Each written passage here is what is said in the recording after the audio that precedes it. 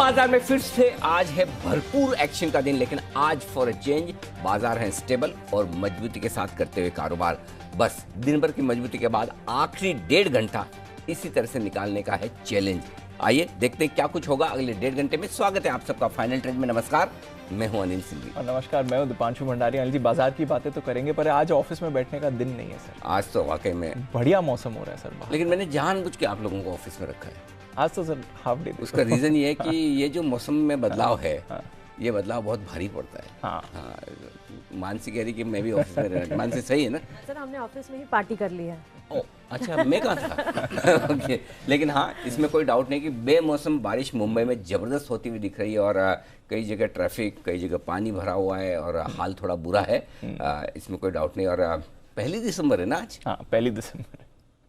Surprising. अक्टूबर heat, फिर दिसंबर Reigns, मतलब लोग छाते वाते सब भूल के छाते तो मतलब अब तक जनरली हमारा एक्सपीरियंस मुंबई में यह रहता है कि कभी भी जोर से बारिश आ जाए आप 15 मिनट रुक जाइए। 15 मिनट में निकल जाती है। करेक्ट। पूरे सीजन में 3-4 दिन ऐसे होते हैं जब आपको पूरे दिन बारिश देखनी होती है, अदरवाइज तो 15-20 मिनट में कहीं कहीं रुक जाती है, आप निकल पड़ते हैं। बट आज तो बड़ा सरप्राइजिंगली सुबह सुबह हम टाइमली पहुंच गए। ठीक है, बच गए हम। नहीं तो काफी लोग आ नहीं पाए आज, ये बात सही है। तो मुंबई में बारिश और बारिश होती दिख रही है, थोड़ी तेजी की बाजार में भी। आइए बाजार की बड़ी बातें देख ले। 150 अंक ऊपर है निफ्टी, 17,100 के ऊपर टिके रहने में कामयाब। और सेंसेक्स में आपको उछाल दिखेगा 500 अंकों का और बैंक निफ्टी भी उतना ही मजबूत 500 अंक ऊपर है। इंडसइंड बैंक 5% मजबूत और इसी के नेतृत्व में बैंक निफ्टी में और बैंकिंग शेयरों में तेजी। फार्मा को छोड़ दीजिए, जहां पर लाल निशान में लगता है कि बहुत ज़्यादा कॉन्फिडेंट नहीं है फार्मा स्टॉक ओमिक्रॉन को लेकर कि उनकी दवाएं बिकेंगी जी या फिर वैक्सीन बिकेंगी। ये सेक्टर आज नीचे है, लेकिन बाकी सब कुछ ऊपर। इंडिया विक्स आज 5% नीचे आया, यानी कि थोड़ी सी रिलीफ और उतार चढ़ाव कम होने के संकेत। प्राइवेट बैंक से मजबूत, सरकारी बैंक है मजबूत। आईटी, मेटल, फाइनेंस, ऑटो, ये सारे वो सेक्टर्स हैं जो हरे निशान में मजबूती के साथ कारोबार करते हुए दिख रहे हैं। और इन सबके पीछे वजह है डाउ फ्यूचर्स। कल 650 अंक डाउ गिरा जरूर, लेकिन डाउ फ्यूचर्स सुबह से हरे निशान में धीमे धीमे अपनी मजबूती बढ़ाने की कोशिश। अभी 130 अंक ऊपर है और यूरोप के बाजार भी 0.1% तक की मजबूती दिखाते हुए। तो ये है अब तक का पूरा एक्शन दी। बिल्कुल सर, और मजबूती बनी हुई है। और मॉर्निंग में तो ऑफकोर्स थोड़ा ज्यादा एक्शन था, थोड़ी मुनाफा वसूली आई, बट आज वैसा नहीं दिखा सर कि मुनाफा वसूली में बाजार ज्यादा फिसलते हुए दिखे। थोड़ी जो ऊपरी स्तरों से आई उन लेवल्स को फिर बाजार ने होल्ड करा हुआ है और अभी भी उन लेवल्स को होल्ड करते हुए दिख रहे हैं। ऐसे ही एक्शन समझे फिर क्लोजिंग मत लगाओ। हाँ, नजर मत लगाओ। ये तो जाने दो, पूछो। आजकल तो मतलब हालत ऐसा है कि कल आप देखिए आखिरी 15 मिनट में तस्वीर बदल बहुत तेजी। मतलब मुझे याद है मैं 318 320 पर मैंने बैंक निफ्टी पर बाय कॉल दिया था, 35,900 का कॉल ऑप्शन। और मतलब 10 मिनट के अंदर आप देखिए 35,600 35,525 तक आ गया। तो ये सिचुएशन है, इसलिए ये हम गुस्ताखी बिल्कुल भी नहीं करेंगे कि ऐसा नहीं हो सकता है, वैसा नहीं हो सकता। लेकिन फॉर ए चेंज आज बड़े दिनों बाद स्क्रीन पर ताकत दिख रही है। बिल्कुल, नो डाउट ग्लोबल सपोर्ट है, डाउ फ्यूचर्स ऊपर है। इस ताकत की वजह 2 लिहाज से अच्छी है दीप। एक, पहला ये कि कल 650 अंकों का नुकसान डाउ में हमने देखा जो जरूरत से ज्यादा था। और आज भी डाउ फ्यूचर्स कोई ऐसी तोड़फोड़ तेजी में नहीं है। 125-150 पॉइंट 650 गिरने के बाद कोई बड़ी बात नहीं है, लेकिन उसके बावजूद हम मजबूत है। 2, कल के सेशन में कैश में बिकवाली के आंकड़े देखकर आप परेशान हो सकते हैं, लेकिन वायदा कारोबार में लगातार दूसरे दिन इंडेक्स और स्टॉक फ्यूचर्स दोनों में खरीदे, यानी कि एफआईएस की बिकवाली उतनी एग्रेसिव नहीं है। 3, घरेलू फंड आपके खरीदारी करने के मूड में हैं। ये एक बड़ा ट्रिगर है। चौथा, आपके लिए कच्चा तेल अगर $70 के आसपास हो, आपके जीडीपी के आंकड़े थोड़े मजबूत हो, तो भले ही उससे खरीदारी आए ना आए, मूड सुधारने में तो बिल्कुल सर। तो थोड़े से ओवरसोल्ड मार्केट में मूड सुधरता हुआ दिख रहा है। चैलेंज वही है दीप, जब तक कि आप 17,350 और 17,500 की रेंज जो 150 पॉइंट की उसको पार न करें, तब तक आप सेल ऑन राइज हैं। जब तक आप बैंक निफ्टी पर 37,300 37,500 के आसपास की रेंज, एग्जैक्ट मुझे याद नहीं है, लेकिन 37,300 के ऊपर का है, वो जब तक पार न करें तब तक आप सेल ऑन राइज। तो दोनों तरफ के मौके मिलेंगे। सो आज भी देखिए, आज का हाई 36,364 है, एग्जैक्ट 36,350 पे बैंक निफ्टी घुमा है। बिल्कुल 17,210 17,225 एग्जैक्टली वहां पर अभी तक टॉप बना है। तो कुल मिलाकर बाजार लेवल्स को रेस्पेक्ट कर रहा है, इसलिए हिम्मत करके जब नीचे आए खरीदना है और हिम्मत करके जब ऊपर के लेवल पर पहुंचे तो प्रॉफिट बुक करना है या एग्रेसिव ट्रेडर से शॉर्ट करना है। दोनों तरफ की ट्रेडिंग के मौके। और अगर आप दोनों तरफ नहीं करना चाहते हैं और नहीं कर सकते हैं और उस हिसाब से स्किल नहीं है, उस हिसाब से माइंड सेट नहीं है, तो सही और इम्पोर्टेंट लेवल पर बाय ऑन डिप्स रखें, स्ट्रिक्ट स्टॉप लॉस के साथ, लेवल्स रिस्पेक्ट करें जी। बिल्कुल, तो ये आपके लिए क्लियर सलाह है। आइए हमारे एक्सपर्ट्स जुड़े हैं, उससे पहले आपको जल्दी से बता देते हैं कुछ अहम ट्रिगर्स आने वाले दिनों के लिए और साथ ही आज के खबरों वाले शेयर्स भी। मानसी वरुण दोनों हैं तैयार। मानसी, गुड आफ्टरनून, बताएं कौन से ट्रिगर्स पर रखनी है? Good afternoon Deepanshu. एक तो लोकसभा में स्वास्थ्य मंत्री कोविड के मौजूदा हालात पर जवाब देने वाले हैं, तो इस पर नजर रहेगी। इसके अलावा कल की अगर बात करें, आनंद राठी वेल्थ लिमिटेड का आईपीओ कल से लेकर यानी 2 दिसंबर से लेकर 6 दिसंबर तक खुला रहेगा। प्राइस बैंड जिसका 540 से 555 रुपए का तय किया गया और साइज इसका 660 करोड़ का है। Star health and allied insurance company limited का आईपीओ कल बंद हो जाएगा। प्राइस बैंड जिसका 870 से 900 रुपए का है। वहीं अपोलो पाइप्स 2:1 के बोनस इशू की एक्स डेट है कल और साथ ही ओपेक की बैठक पर भी नजर रहेगी। तो कल के लिए इंपॉर्टेंट ट्रिगर्स। और 3 दिसंबर के दिन टेगा इंडस्ट्रीज का आईपीओ बंद होने जा रहा है। प्राइस बैंड जिसका 443 से 453 रुपए का है। वहीं गोल्ड बॉन्ड की 8वीं सीरीज जो है वो 3 दिसंबर को बंद होती हुई दिखेगी। एमआरपीएल पर नजर रखें, पूंजी जुटाने को लेकर एक बोर्ड बैठक कंपनी करने जा रही है और साथ ही IEX 2:1 के बोनस इशू की एक्स डेट 3 दिसंबर होगी और साथ ही गिफ्ट सिटीज इन्फिनिटी फोरम का उद्घाटन प्रधानमंत्री नरेंद्र मोदी 3 दिसंबर को करने वाले हैं। तो ये भी एक इवेंट है जो कि फोकस में रहेगा। ओके, तो ये है आपके लिए कुछ इंपॉर्टेंट इवेंट्स। आइए वरुण से जाने आज के कुछ खबरों वाले शेयर्स भी। वरुण, गुड आफ्टरनून, बताइए। गुड आफ्टरनून दीप। तो सबसे पहले यहाँ पे सेंट गोबेन के लिए अच्छी खबर आई, जिसके चलते स्टॉक में तेजी भी आई है। नोटिफिकेशन जारी हो चुका है। मिस्र और बहरीन से आने वाले ग्लास फाइबर उत्पादकों पे एंटी डंपिंग ड्यूटी जो है वो लगा दी गई है, तो इसका इम्पैक्ट देखने मिला है।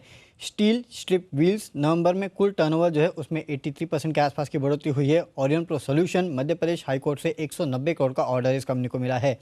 ओलेक्ट्रा ग्रीन टेक 100 इलेक्ट्रिक बसों के लिए इस कंपनी को ऑर्डर मिला है। 12 साल में 140 करोड़ रुपए के ऑर्डर जो है इस कंपनी को पूरे करने हैं। इसके अलावा न्यूज़ वायर के हवाले से खबर आई है कॉनकॉर के लिए। रेल मंत्री का ये बयान है कि कंटेनर मैन्युफैक्चरिंग प्लांट लगाने की कोई योजना नहीं है। घरेलू कंपनियों को 6000 कंटेनर का ऑर्डर मिला है। भेल और माजगाडॉक से हजार कंटेनर के ऑर्डर्स मिल चुके हैं। IOC के लिए खबर आई है। कोजेंसिस के हवाले से खबर है कि पानीपत रिफाइनरी का विस्तार जो है उस पर काम जो है वो शुरू हो सकता है। फरवरी में काम शुरू हो सकता है। FY25 के H2 तक विस्तार का जो पूरा काम पूरा हो सकता है। और साथ ही साथ मथुरा रिफाइनरी का जो क्लियरेंस है वो भी इस कंपनी को मिल चुका है। दिल्ली में पेट्रोल जो है वो करीब 8 रुपये प्रति लीटर सस्ता हो चुका है, क्योंकि दिल्ली में वैट जो है 30% से घटाकर 19.4% हो चुका है। इसके अलावा ऑटो कंपनीज के नंबर्स आए हैं। यहाँ पे टाटा मोटर्स कुल बिक्री 25% बढ़ी है साल दर साल। M&M कुल बिक्री जो है, ट्रैक्टर की बिक्री अगर आप देखेंगे तो 15% के आसपास घटी है साल दर साल। कुल बिक्री जो है 40,102 यूनिट्स के आसपास है। आयशा मोटर्स कुल CV बिक्री जो है उसमें करीब 10% के आसपास की बढ़ोतरी हुई है। अशोक लेलैंड कुल बिक्री 1.7% घटी है इस कंपनी की और घरेलू बिक्री जो है उसमें 3.7% के आसपास की कमी आई है। TVS मोटर्स कुल बिक्री 15% के आसपास घटी है। एक्सपोर्ट जो है उसमें 30% के आसपास की बढ़ोतरी हुई है। SML ईसुजू कुल बिक्री 516 से बढ़कर 603 यूनिट के आसपास आई है, यानी कि 17% का उछाल। VST टीलर्स पावर टीलर की बिक्री जो है वो 2134 यूनिट से बढ़कर 2227 यूनिट्स के आसपास आई है और कुछ ब्लॉक डील्स हुई है, जिसमें PB फिनटेक में करीब 20 लाख शेयर्स के बड़े सौदे और एशियन पेंट्स में 11 लाख शेयर्स के बड़े सौदे हुए हैं। ओके, तो ये हैं तमाम खबरें जिन पर आज अब तक का एक्शन बाजार खुलने के बाद। मेहमानों का करते हैं स्वागत। कुणाल जी, राकेश जी, किरण जी, जय, सचिन जी और आशु मदान साहब हमारे साथ हैं तैयार और वागले साहब इन सब के साथ हैं ही। आप सबका स्वागत। आशु जी आज फिर से हमारे साथ स्टूडियो में। आशु जी, बारिश में दिक्कत नहीं हुई आने की? अनिल जी, वो कुणाल जी ने कहा था ना सिर्फ एंकर ही हैं जो बारिश में आते हैं, तो आज तो जरूर आना था। तो हम तो इसलिए बारिश करवा रहे थे कि आप पहुंच ना पाए। हमारी उम्मीदों पर पानी फिर गया। आइए, बहुत बहुत स्वागत है आशु जी। बताएं सर, मार्केट अपडेट के साथ, आउटलुक के साथ। ओके, सो अनिल जी देखिए, आउटलुक तो मतलब बड़ा अच्छा लगा आपके मुंह से आज सुन के सेल ऑन राइज, क्योंकि आज ही आपने सुना, हम तो कैसे बोल रहे हैं। नहीं, एक मतलब अभी बैठे बैठे भी सुना। अच्छा, वैसे बहुत अच्छा लगा मतलब। तो अनिल जी, मार्केट सेल ऑन राइज है। करेक्ट। अब इसमें क्या कहते हैं जी, जो कल जो पैनिक आया पिछले दिनों का मार्केट में, वो 16,700-800 जो परसों भी बात हुई थी कि वो बॉटम शायद टूटना नहीं चाहिए। राइट। और अगर अनिल जी 16,500 टूट गया फिर तो मार्केट बिल्कुल ही मतलब बुल मार्केट ही ओवर हो जाएगा। मतलब 16,500। हाँ, मतलब मुझे कोई डाउट ही नहीं है उसके अंदर। देखो, बुल मार्केट तो अभी भी अनिल जी लोग फंस गए हैं, उनके लिए तो फंस ही गए हैं, वो हो चुका है। अब प्रॉब्लम ये है कि अनिल जी क्या मार्केट यहाँ से ऊपर रिवर्सल देगा? सेल ऑन राइज हम कहते हैं कि राइज होगा, होता है, कल भी हुआ था, आज भी हुआ है और आज कल भी हो सकता है। लेकिन वो राइज अनिल जी अब जो देखने को मिलेगा ना हमारे को इंडेक्स में मिलेगा, अनफॉर्चुनेटली स्टॉक्स में नहीं मिलेगा। प्रॉब्लम सबसे बड़ी ये है। अभी भी क्या फिनोमिना होगा अनिल जी, मैं फ्रस्ट्रेट हो जाऊंगा अपने स्टॉक्स में, मैं फ्रस्ट्रेशन में उल्टे सीधे इंडेक्स बेचूंगा, हेज करूंगा या ऊपर की कॉल्स बेचूंगा, उसकी शॉर्ट कवरिंग आएगी, वो शॉर्ट कवरिंग में उसमें भी मुझे लॉस होगा, मेरे स्टॉक्स में लॉस मुझे चल ही रहा है, पुट करता। तो अनिल जी बहुत डिफिकल्ट मार्केट ये हो गई है और होने वाली है। बट जो खाली हाथ में जो ऑप्शन ट्रेडर है उसके लिए डिलाइट है ये मार्केट। ये विक्स का ऐसा बढ़ना और ऐसे बढ़िया बढ़िया प्रीमियम अनिल जी, आज जिसके पास खाली पैसा है और अगर उसको सिर्फ ऑप्शन बेचना या स्प्रेड बनाने हो, इतनी बढ़िया बन रहे हैं और इतना मजा आ रहा है, मतलब ट्रेडिंग के अंदर पैसे बन रहे हैं। लेकिन जो स्टॉक लेके बैठा अनिल जी, अनफॉर्चुनेटली कुछ हो नहीं सकता। अनिल जी सेल वेल कितने टाइम से, मतलब एग्जांपल दे रहा हूं मैं, मतलब नए नए और अनिल जी नई नई लिस्ट बढ़ती जा रही है स्टॉक स्टक होने की और अच्छे अच्छे स्टॉक्स आ रहे हैं। मतलब मैं फॉर एग्जांपल मैं आपको एक और स्टॉक बोलता हूं, टाटा मोटर। अनिल जी 500 से ऊपर वो डिलाइट था सबके लिए, वो 470 पे इतना प्रिकेरियसली पॉइज्ड है कि मतलब आई विल बी सरप्राइज कि और 50 रुपए ना निकल जाएं। मतलब मैं ऑनेस्टली शॉर्ट कॉल ऐसे कन्विंसिंगली नहीं दे रहा हूं, बट माय कंसर्न इज कि अच्छे वाले स्टॉक्स भी अब ऐसी ऐसी लिस्ट में आते जा रहे हैं अनिल जी, जो ट्रैपिंग वाली लिस्ट में है कि जिसको कोई सोचता भी नहीं था कि ये खराब हो सकते हैं। So my fear, my concern for investor और शॉर्ट टर्म ऊपर जो है वो है।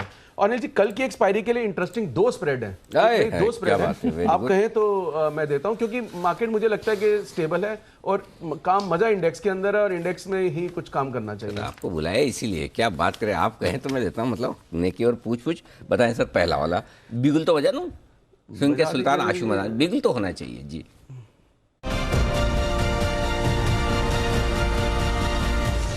बताएं सर। सो अनिल जी 17,000, अब आप अभी तो 150 है, 17,100 पे आके हम खड़े हो गए हैं, बिल्कुल 17,100 है। तो अनिल जी दोनों स्प्रेड है, मतलब बुल स्प्रेड भी है, बेयर स्प्रेड भी है। अनिल जी एक चीज मैं आपको और बताता हूं, मैं आपने नोटिस किया होगा मार्केट कोई भाग नहीं रही है स्प्रेड में ऊपर नीचे, क्योंकि अपने को बेचना भी है लेना भी है तो फर्क नहीं है। अनिल जी पिछले 15-20 दिन में आपने देखा होगा बेयर स्प्रेड नहीं था एक भी। मतलब कई लोगों का ना मुझे आया कि अगर आप मंदी में हो या आप बेयर स्प्रेड क्यों नहीं दे रहे। अनिल जी मैं अपने व्यूअर्स को, जो थोड़े लेमैन ट्रेडर्स होते हैं, उनको ये बताना चाहता हूं कि जब भी हम रेशियो स्प्रेड करते हैं तो जो 2 बेचते हैं उस साइड पे अनलिमिटेड लॉस होता है, right.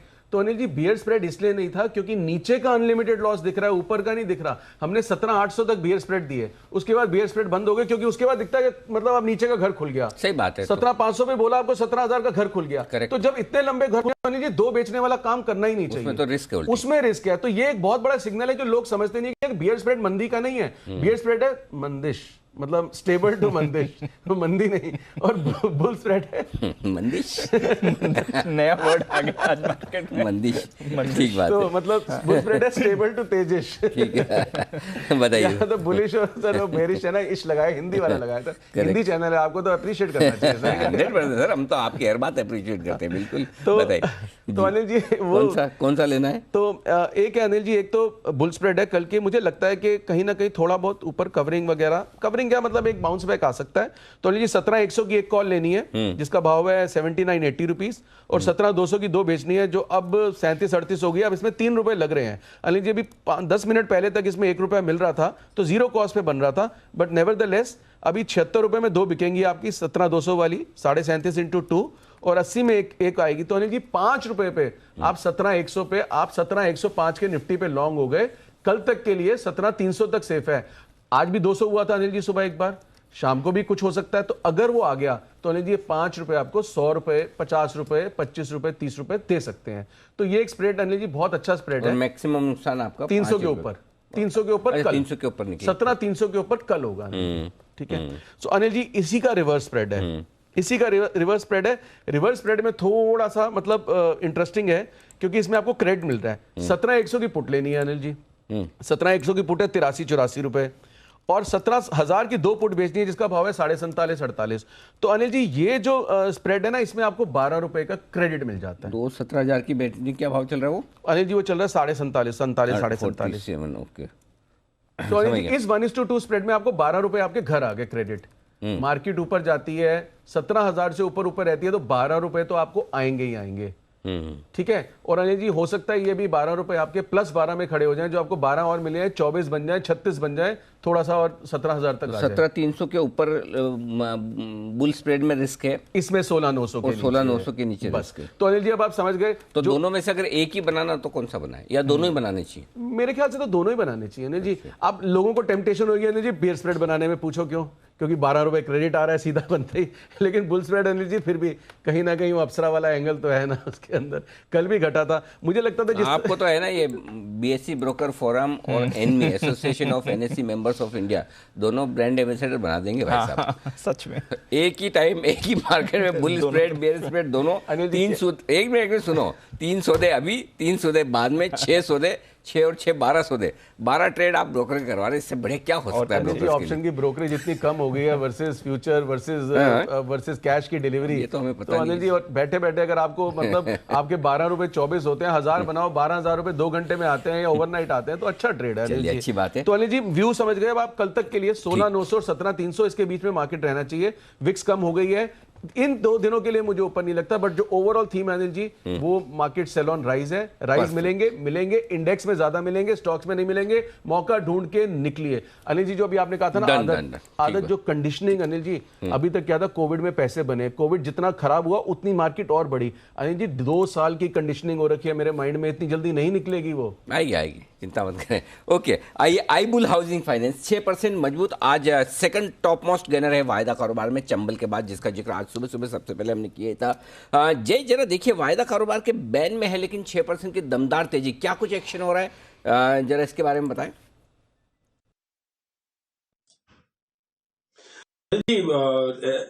as you rightly said, first of all very good afternoon Anil ji, and as you rightly said कि बिल्कुल एक बैंड में तो ये स्टॉक ट्रेड कर ही रहा है अनिल जी, बट देन जो हिसाब से यहाँ पे एक एक स्ट्रॉन्ग मूव हमें 2-3 दिनों में देखने मिला, और ये स्टॉक 210 वाला ऑन दी अपसाइड 260 हो चुका था, तो थोड़ी बहुत वहां से हमें एक लिक्विडेशन देखने मिले लॉन्ग्स के। बट मुझे ऐसा लग रहा है अनिल जी कि अभी भी ये स्टॉक में ऑन डाउन साइड करीब आप समझिए बेस शिफ्ट हो चुका है। 210 वाला बेस जो है मुझे ऐसा लग रहा है 225-230 के रेंज में शिफ्ट हो चुका है। अभी 242 के आसपास ट्रेड कर रहे हैं इसके फ्यूचर्स। तो स्पॉट में या तो कैश में किसी को खरीद कर चलना है तो चल सकते हैं इक्विटी साइड पर। रेंज अनिल जी यही है 260-65 on the upside, 225-230 on the down side. So risk reward point of view मुझे ऐसा लग रहा है कि आप इक्विटी कैश में अगर पोजीशंस बनाते हैं तो आपका 1:2 का रिस्क रिवॉर्ड बन रहा है। 230 के नीचे आपको लगाना होगा स्टॉप लॉस, 260 का टारगेट होगा। 10 रुपए के रिस्क के सामने 20 रुपए की अपसाइड देखने मिल सकती है वहां पे। बिल्कुल, तो इंडिया बुल्स हाउसिंग यहाँ पर है मोमेंटम, बैन में है वायदा कारोबार के, बट यहाँ से एक्शन आपको स्टॉक में थोड़ा और बढ़ते हुए दिख सकता है। आइए बिल्कुल सचिन जी के लिए BTSCT।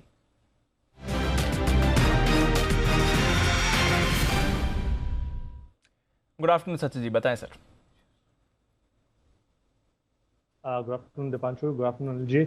काफ़ी समय के बाद ये स्टॉक रेडार पे आया है on the long side. Stock का नाम है प्रेस्टीज एस्टेट्स। जिस तरीके से इसका स्ट्रक्चर रहा है, लगभग सितंबर 2021 से एक चैनल रेंज में रहा है। फिलहाल जो रिवर्सल नज़र आ रहा है वो चैनल के बेस से ही है। सो 420 के स्टॉप लॉस के साथ यहाँ पर खरीदारी करने की सलाह होगी। 485 फर्स्ट टारगेट होगा। एंड जिस तरीके से ये पैटर्न है जिसका अपर बाउंड लगभग अराउंड 540 के आसपास है, सो पोजिशनली भी इसे एक्यूमुलेट किया जा सकता है। स्टॉप लॉस आपको लगाना है around 420 on a weekly closing basis and खरीदारी करनी है प्रेस्टीज एस्टेट में। बिल्कुल, और सत्य जी बात करते करते एक स्पाइक भी इस काउंटर में आते हुए दिख रहा है। 3.5% का उछाल अभी आया है, बट 485 अच्छा टारगेट है, बड़ा टारगेट है यहाँ से, जहाँ पर जिसके लिए आप इस पर कर सकते हैं खरीदारी।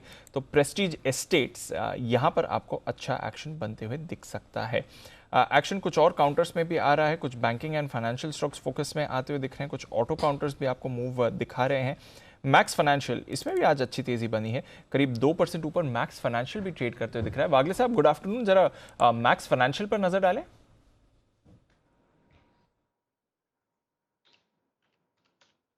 Good afternoon Deepanshu, good afternoon Anil ji. Strength है लेकिन इसमें थोड़ा सा लिक्विडिटी इशू है, तो मैं थोड़ा सा वेट करूंगा। मैक्स फाइनेंशियल इंडिविजुअली स्ट्रांग है, बट मार्केट का मुझे क्लैरिटी है नहीं। 960 के ऊपर ये सस्टेन करेगा तो एक 20 रुपए की मुंह दे सकता है। आपका 954 का स्टॉप लॉस होना चाहिए। तो ये है आपके लिए मैक्स फाइनेंशियल। एनएमडीसी, इसमें भी आज एक्शन बना हुआ है। हालांकि इन्होंने दाम घटाए हैं, बट बाजार का अब मानना चल रहा है कि शायद ये बॉटम हो गया है नियर टर्म के लिए, एटलीस्ट जहां तक आयरन ओर के प्राइसेस का सवाल है, और यहां से थोड़े रिवाइवल की भी एक्सपेक्टेशन है। किरण जी जरा नजर डालें एनएमडीसी के चार्ट में, बताएं सर क्या चल रहा है यहाँ पर। आफ्टरनून दीप, Anil ji, very good afternoon. देखिए, एनएमडीसी में बहुत अच्छा सपोर्ट, ट्रिपल बॉटम का सपोर्ट लगभग 130 टू 130 लेवल्स के आसपास है। हम उसके बहुत नज़दीक है, तो ये शॉर्ट करने की जगह नहीं होगी।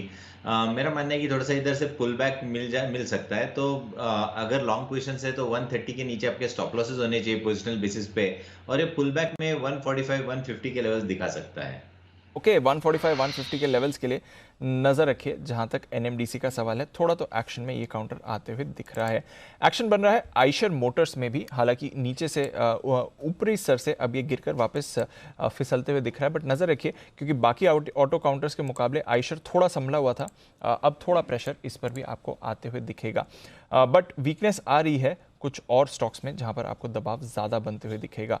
मैरिको आज 2-2.25% ये टूटते हुए दिखा है। थोड़ा डिफेंसिव रुझान बना था, बट कुणाल जी मैरिको सस्टेन नहीं कर पा रहा है और डेज लो पर काउंटर आया। एक बाउंस बैक भी इसने अटेम्प्ट किया था। कोई राय मैरिको पर यहां से और वीकनेस देखें? थोड़ी बहुत और वीकनेस बन सकती है दीपांशु। चार्ट कमजोर है और एक टॉपिंग आउट पैटर्न बन रहा है, लेकिन एक सपोर्ट भी सामने दिखाई पड़ रहा है, और ये सपोर्ट कुछ 515 रुपए के आसपास है। तो बहुत ज्यादा फासला बचा नहीं है, 10 रुपए का है मात्र। मुझे लगता है 515 से 510 के बीच स्टॉक में एक बड़ा सपोर्ट है, तो इन स्तरों पर नया शॉर्ट नहीं करना चाहिए। शॉर्ट है तो 510-15 के आसपास उससे एग्जिट करें। ओके, शॉर्ट है तो फिर 515 के आसपास एग्जिट करें। एक अदानी पोर्ट्स पर भी एक मूवमेंट आते हुए दिख रहा है। अभी अभी एक मूव आई है। बंसल जी जरा नजर डालें अदानी पोर्ट्स पर।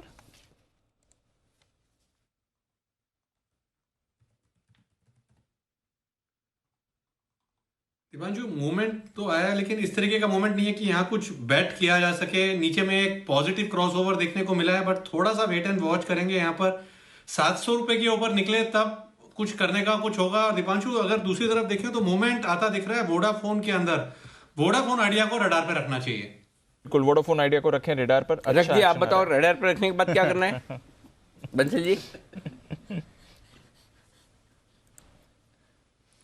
अनिल जी देखिए, मन तो इसको चार्ट कॉर्नर पे लेने का है, थोड़ा सा वेट एंड वॉच कर रहे हैं।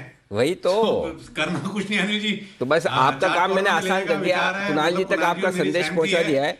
हो सकता है आप बार बार कह रहे हो और कुणाल जी चार्ट कॉर्नर के लिए मना कर रहे हो, तो बस मैंने आपका रडार पे रखवा भी दिया, कुणाल जी के रडार पे भी आ गया।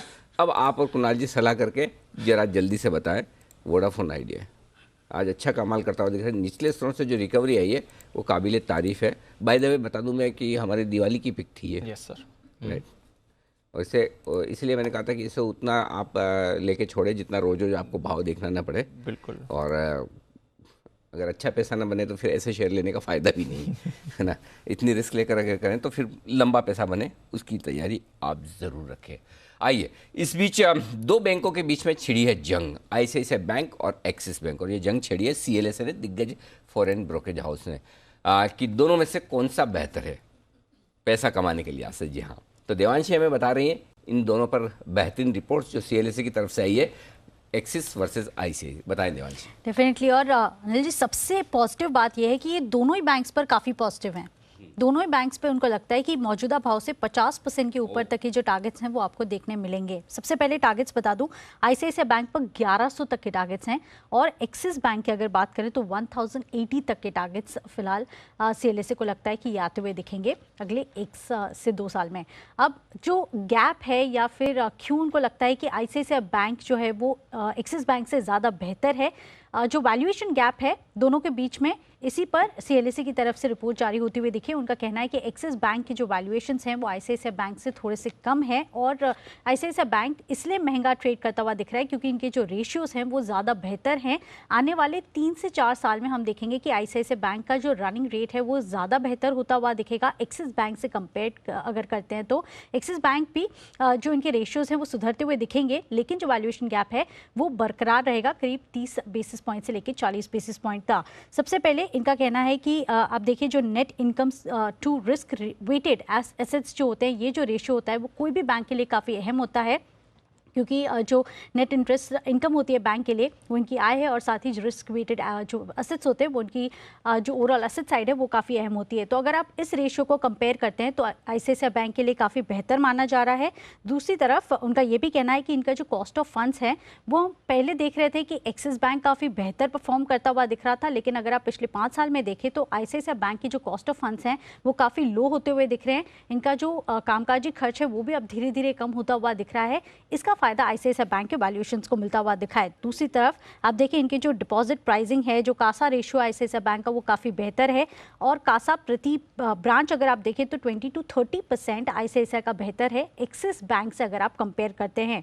दूसरी तरफ आप देखिए इनकी जो कॉस्ट ऑफ फंड्स है वो 0.75% कम है, जो कि बहुत बड़ा जो परसेंटेज है वो एक्सिस बैंक से काफ़ी कम है, ये एक पॉजिटिव है। और दूसरी तरफ आप देखिए ओवरऑल अगर आप आने वाले समय में देखेंगे तो इनके जो कस्टमर फ्रेंचाइजी हैं आईसीआईसीआई बैंक की वो ज़्यादा पॉजिटिव इनको नज़र आ रही है और इसके चलते उनको आईसीआईसीआई बैंक ज़्यादा पसंद आ रही है एक्सिस बैंक के कंपैरिजन में। और इनको लगता है कि जो वैल्यूएशन गैप है वो आने वाले 2 से 3 साल में इतना ही मेंटेन होता हुआ रखेगा। ओके, तो आईसीआईसीआई बैंक बेहतर है एक्सिस के मुकाबले में, दोनों में अगर 50% की बढ़त का अंदाज है तो फिर तो नो ब्रेनर है।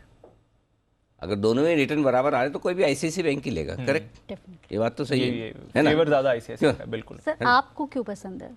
बड़ा है, ज़्यादा बेहतर है, ज़्यादा डाइवर्सिफाइड है, ज़्यादा अच्छी बुक है, ज़्यादा अच्छा मैनेजमेंट है।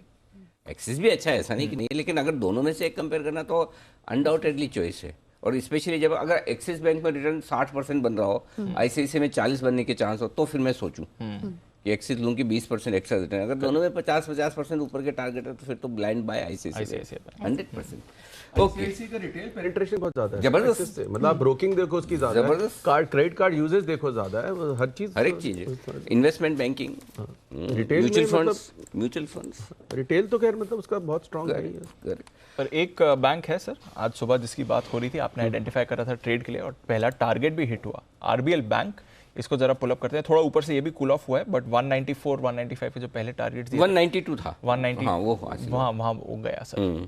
तो एक पहले इसलिए छोटा दिया था कि वहाँ आप स्टॉप लॉस ट्रेल कर लें और ऊपर का आप बोल ही रहे हैं तो टारगेट जो है 195 का दूसरा टारगेट है और उसके लिए होल्ड करें, 205 के लिए भी होल्ड करें, स्टॉप लॉस ट्रेल करते चले, बस ये ट्रेल करते रहे। हाँ बिल्कुल ट्रेल करते रहे और होल्ड करना चाहिए। देखिए दीप, इसमें ये इस तरह के मार्केट में 2 तरीके हैं ट्रेड करने का। पहला तरीका तो ये कि छोटा छोटा प्रॉफिट लिया, सिंगल्स लेते रहो, आओ भागो ले लो। अगर मतलब वो जिन लोगों को डर ज़्यादा लगता है वो सिंगल्स लेते रहें, और जिन लोगों को रिस्क रिवॉर्ड रेशियो समझ में आता है, स्किल ट्रेडर्स हैं, वो स्टॉप लॉस ट्रेल करते रहें और बने रहें। उसमें क्या है कि अगर आपका हो सकता है आपका वापस ट्रिगर हो जाए स्टॉप लॉस वोलेटिलिटी में, लेकिन लॉस कम होगा, लेकिन अगर बढ़ गया तो पैसा पूरा देखे जाएगा। सो वो टेम्परामेंट होना चाहिए जो भी ट्रेड कर रहा है कि उसका किस तरह का। आइए इस बीच तैयार हैं जय हमारे साथ, और जय के लिए बिगुल जय का जैकपॉट।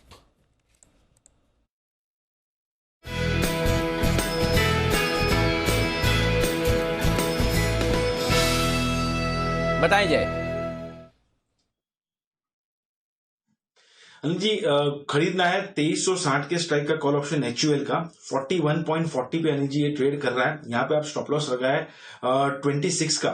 सो लगभग अनिल जी आप देखेंगे तो 16 पॉइंट का करीब करीब रिस्क होगा, 300 का लॉट साइज है, तो अनिल जी ज्यादा रिस्क है नहीं, एंड करीब करीब 5000 का पॉइंट का रिस्क बनेगा। बट अनिल जी ऊपर में जो इसके टारगेट्स निकल कर आ रहे हैं, that is quite good risk reward point of view, मुझे काफी अच्छा लग रहा है। फर्स्ट टारगेट अनिल जी इसका बन रहा है वो है 70 का, 70 का, एंड दूसरा टारगेट अनिल जी जो बनकर आ रहा है इसका वो है 84, ये तो टारगेट्स के लिए आप खरीदे।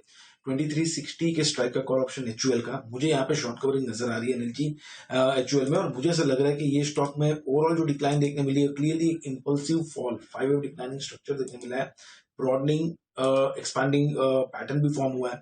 आई would not be surprise Anil ji कि 2500 तक के लेवल से बाउंस में दिखा दे। ओवरऑल मार्केट साइडवेज है अनिल जी, मॉर्निंग में भी बात की थी हमने कि 17200 के ऊपर अगर नहीं टिका तो वहां पे आता है तो वापस प्रॉफिट बुक करना है अनिल जी, और आपके भी वही लेवल्स निकल कर आ रहे थे 200-225 के, 213 का हाई लगाकर इंडेक्स फिर से नीचे आ गया।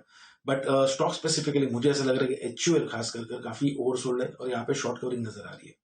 तो जिन स्टॉक्स में ओवरबॉट पोजीशन है वो बढ़ नहीं रही, जैसे आशीष जी भी कह रहे थे कि इंडेक्स बढ़ रहा है लेकिन स्टॉक नहीं बढ़ रहा, तो फिर ये भी तो सवाल है, अगर इंडेक्स बढ़ रहा है, स्टॉक नहीं बढ़ रहा, तो इंडेक्स बढ़ कैसे रहा है? फिर वो HUL से बढ़ रहा है, HUL जैसे शेयर जो किसी के पास नहीं। ऐसे सारे स्टॉक्स, HUL, रिलायंस वगैरह, ये 5-7 स्टॉक्स हैं जो बिल्कुल बढ़ेंगे और इंडेक्स बढ़ेगा। फिर क्वेश्चन वही आएगा, हाँ, कि मतलब वो चीजें, इंडेक्स जरूर बढ़ेगा। तो इंडेक्स पे अनिल जी, वो जो गुस्से में शॉर्टिंग नहीं करनी है, इंडेक्स बढ़ाते रहो, बाकी हम संभाल लेंगे। ठीक है, बिल्कुल इंडेक्स बढ़ेगा, इंडेक्स जरूर बढ़ेगा, इंडेक्स यहाँ से बाउंस आएगी। कम से कम मूड तो ठीक रहता है ना? नहीं रहता 100%। सर अब देखो, मैंने बुल स्प्रेड दिया कि 16,900, मतलब 17,000 पे पीक प्रॉफिट है, तो 16,900 तो नहीं लगता ना।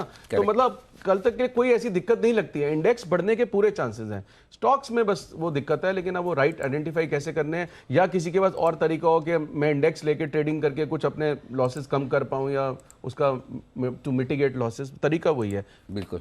तो जय एक मिनट कुछ कह रहे हैं इसमें, जय बोलिए। जी अनिल जी, मैं इनफैक्ट आईसीआईसीआई बैंक और एक्सिस बैंक पे थोड़ा बहुत कमेंट करना चाह रहा था। अनिल जी ये करना चाह रहा था कि डेफिनेटली आईसीआईसीआई बैंक, जो आपकी भी चॉइस है, मेरी भी वही चॉइस है। अनिल जी, एक डेटा मैंने ट्रैक किया था, डेटा ये ट्रैक किया था कि जितने भी सारे ओपन एंडेड म्यूचुअल फंड्स है मार्केट में, करीब करीब 50% AUM तो ओपन एंडेड में ही है। अगर 36 लाख करोड़ का वहां पे AUM था फॉर एग्जाम्पल, लेटेस्ट तो नहीं है अनिल जी, बट तो 50% दैट इज ओपन एंडेड में। और उसमें ओपन एंडेड म्यूचुअल फंड जितने भी है, उसकी सबसे ज्यादा holding, overall holding, not only banks but overall holding ICICI bank में। सॉरी जय, अभी तो मैक्सिमम ओपन एंडेड ही है, क्लोज एंडेड तो गिनती के बच्चे हैं, बहुत ही कम है, नहीं के बराबर हैं।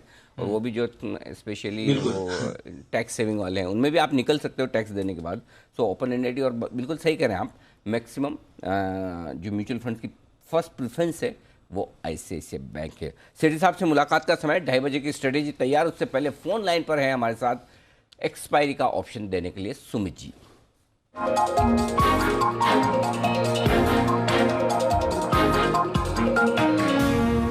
सुमित जी स्वागत है, बताएं सर कौन सा ऑप्शन ट्रेड करेंगे इस वक्त?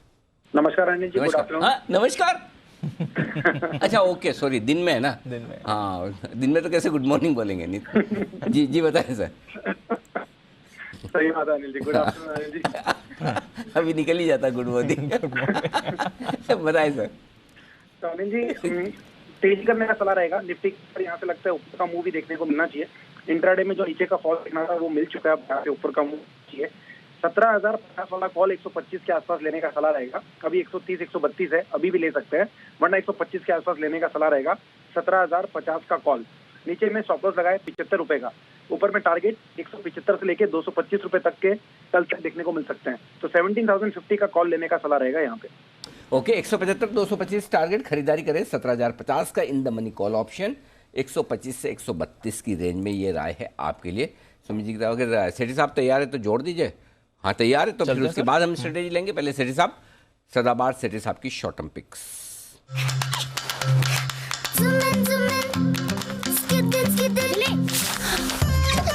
Ebix कैश हर खुशी के लिए काफी है।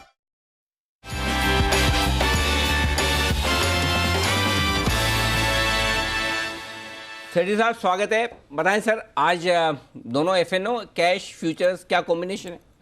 गुड आफ्टरनून अनिल जी, गुड आफ्टरनून दीपांशु। अनिल जी, आज दो स्टॉक खरीदारी करनी है, दोनों में एक FNO का और एक कैश मार्केट का। अनिल जी देखो आवाज में दम, देखो है, लग रहा फर्क लग रहा है कि मुझे ही लग रहा खाली? 100% लग रहा है सबको, मतलब चहक रहे हैं, मतलब सेठी साहब एकदम गजब की खनक है आवाज में, है ना? और तो क्या, हाँ इतनी उपमाएं दे चुका। बढ़िया लगा सुनकर। सेठी साहब बताएं पहली पिक आज की। बिल्कुल अनिल जी, पहली पिक वो भी आज डिफरेंट। आज पहले FNO स्टॉक का जिक्र करूंगा बिकॉज ऑलरेडी वो मोमेंटम में है अभी। स्टॉक का नाम है state bank of India, SBI, जो कि अभी दिसंबर फ्यूचर्स खरीदने की सलाह है। 472-73 के लेवल पे दिसंबर फ्यूचर्स ट्रेड कर रहे हैं।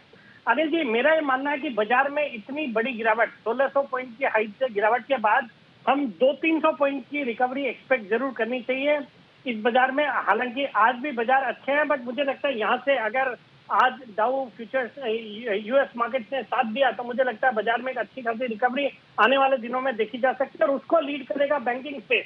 तो बैंकिंग स्पेस से ये जो दिग्गज पब्लिक सेक्टर बैंक जो स्टेट बैंक ऑफ इंडिया, जो कि सबको 530-540 के लेवल पे अच्छा लग रहा था, रिजल्ट तोड़फोड़ थे सितंबर क्वार्टर के, मुझे लगता है ये जो 470-72 के लेवल है यहाँ पे खरीदना चाहिए। और मेरा वैसे भी बैंकिंग पे एक रिकमेंडेशन थी, आज से 2 दिन पहले मैंने इंडसइंड बैंक को भी रिकमेंड किया था 910 के लेवल पे रिकमेंड किया, 2 दिन में बाजार गिरे भी हैं, बट उस स्टॉक में एक तो स्टॉप लॉस ट्रिगर नहीं हुआ और 940 के टारगेट थे और आज 937-38 के हाइस तो करें और हो सकता है अभी थोड़ी देर में वो 940 के टारगेट आ जाएंगे इंडसइंड बैंक में भी। तो मैं स्टेट बैंक ऑफ इंडिया में खरीदारी करने की सलाह, और मेरा इमीडिएट शॉर्ट टर्म का टारगेट है 485 रुपए का, स्टॉप लॉस रखना है 460 रुपए का। ओके, तो एसबीआई में 460 रुपए के स्टॉप लॉस के साथ करें खरीदारी, 485 के टारगेट के लिए। प्राइवेट बैंक्स के बाद सरकारी बैंक भी आ सकते हैं एक्शन में, और ये है बढ़िया स्टॉक जो तैयार है चलने के लिए। कैश का स्टॉक भी बताएं सर। अनिल जी, जो कैश मार्केट का स्टॉक है, स्टॉक का नाम है प्लास्टी ब्लेंड, जो कि अभी 243 के लेवल पे कैश मार्केट में ट्रेड होता है। एक फंडामेंटली अच्छी कंपनी है, भारत की सबसे बड़ी मैन्युफैक्चरर और एक्सपोर्टर है कलर और एडिटिव मास्टर बैचेज और थर्मोप्लास्टिक कंपाउंड्स की। ये प्लास्टिक प्रोसेसिंग इंडस्ट्री को कैटर करती है। ग्लोबली प्रेजेंट कंपनी है जो कि करीबन 40 देशों में एक्सपोर्ट करती है। फंडामेंटली बहुत अच्छी कंपनी है और बाकी वैल्यूएशन के लिहाज से स्टॉक बहुत ही सस्ता लगता है। 18 के मल्टीपल पे स्टॉक ट्रेड करता है, जबकि इस तरह की कंपनियां 32-33 के मल्टीपल पे ट्रेड हो रही है।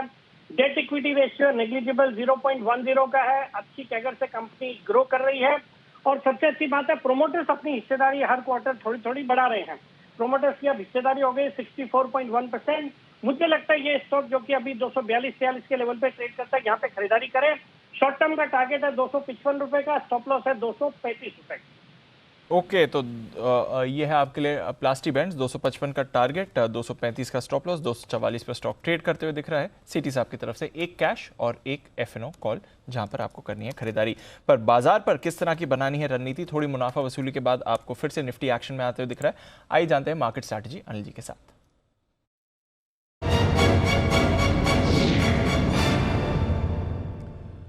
अनिल जी, थोड़ा उतार चढ़ाव है, हल्की मुनाफा वसूली हुई, वापस निफ्टी एक्शन में आ रहा है 17,150। बैंक निफ्टी भी अब वापस 600 पॉइंट्स ऊपर दिख रहा है सर, और ग्लोबल मार्केट्स भी ठीक दिख रहे हैं, बल्कि डाउ फ्यूचर्स में तो तेजी अब बढ़ती हुई दिख रही है। 240 पॉइंट्स ऊपर आपको डाउ फ्यूचर्स दिख रहा है।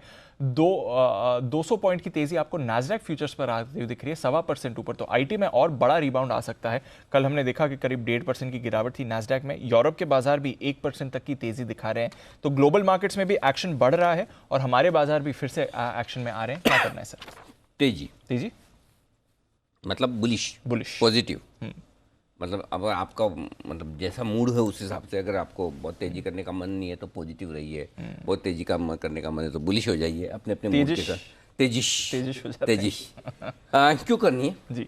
17,000 के नीचे बंद नहीं होंगे, ये इत्मीनान रखिए। ओके, पहला, यानी कि यहाँ से 150 पॉइंट से ज़्यादा की रिस्क नहीं है। 68 लाख शेयरों का ओपन इंटरेस्ट है पुट में, 32 लाख शेयर आज ही जुड़े हैं। तो पहले तो नीचे का खड्डा पता होना चाहिए कहाँ है, पता है, ठीक है, ये हो गया। हाँ। अब आइए उसके बाद क्लोजिंग आज की कहाँ इमीडिएट सपोर्ट ले सकता है, और वो आता है 17,100 के करीब। क्यों? 17,100 के पुट पर 51 लाख शेयर हैं, 33 लाख शेयर आज जुड़े हैं। ऊपर में 17,200 रुकावट है, वहां पर भी 53 लाख शेयर है। तो पूरी संभावना इस बात की है कि बचा हुआ 1 घंटा 17,100 17,200 की रेंज में हम बिता दें, 25-25 पॉइंट का क्वेश्चन और ले लीजिए, यानी 17,075 17,125 इस रेंज में आपको टाइम पास करना है। ओके, ठीक है। 17,125 के ऊपर 3:05 के पहले, सॉरी 17,225 17,225 माफ कीजिएगा, 17,075 17,225 ये 150 पॉइंट की रेंज।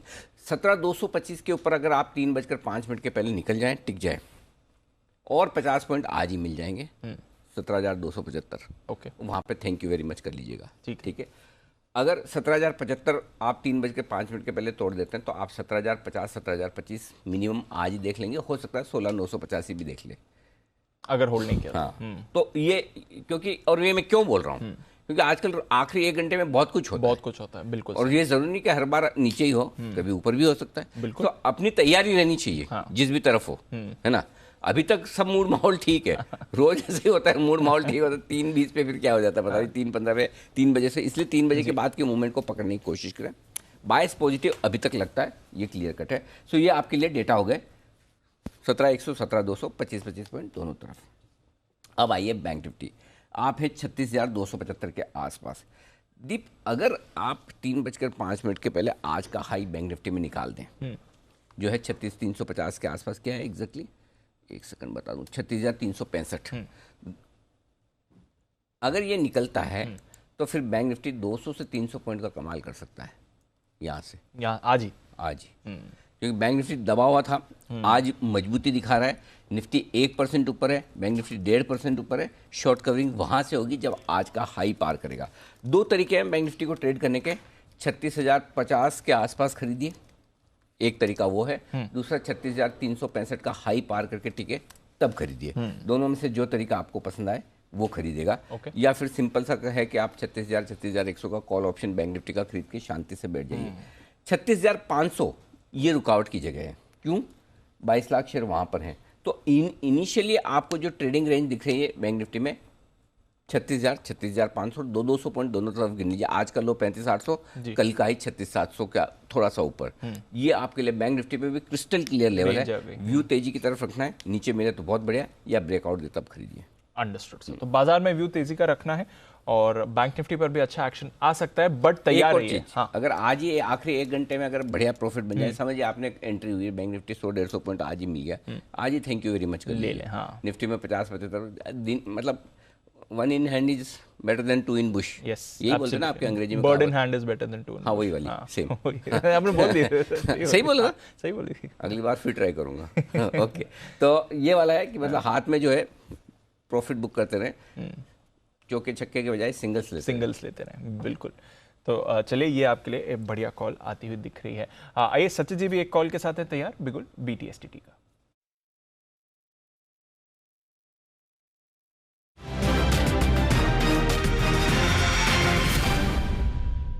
बताएं सत्य जी। दीपांशु, यहाँ पर मेटल्स में से JSW स्टील में एक बॉटम नज़र आ रहा है। जिस तरीके से 635, 634 के स्विंग्स ब्रेक कर रहा है, मुझे लग रहा है काफ़ी बड़ी अपमूव इस यहाँ पर ट्रिगर होनी चाहिए। सो शॉर्ट टर्म के लिहाज से तो टारगेट होगा अराउंड 670, 675 के आसपास का। एंड जिस तरीके से फिलहाल मोमेंटम है, मुझे लग रहा है अराउंड 655 तक ये पर्टिकुलर मूव एक्सटेंड होनी चाहिए। मोमेंटम ट्रेड के लिए स्टॉप लॉस आपको लगाना है अराउंड 628 पे एंड खरीदारी करनी है JSW स्टील के फ्यूचर्स में। JSW स्टील में खरीदारी करने की राय सचिन जी की तरफ से। तैयार है कुणाल जी और राकेश जी चार्ट कॉर्नर के बिगुल के साथ। कभी कभी खुशी के लिए कुछ ज्यादा नहीं, एक अनजान दोस्त ही काफी है। Ebix कैश हर खुशी के लिए काफी है।